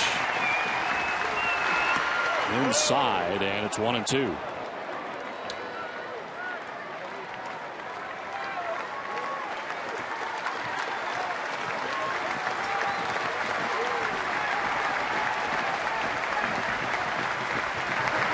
Swing and a miss. He struck him out, and the Red Sox win. Now the Red Sox able to salvage the final game of the series as the Red Sox beat the Twins today 6-4. And they get very good starting pitching today from Franklin Morales, and a much needed victory here today at Fenway Park. Well, to me, Don, it was all about Franklin Morales in this ball game today. Coming in as a spot starter for Josh Beckett, throwing over 100 pitches in this game and pitching very, very well against the Minnesota Twins. Gonzalez with a nice day. That big home run going to the opposite field to give the Red Sox a little bit of cushion, which they eventually needed in this one.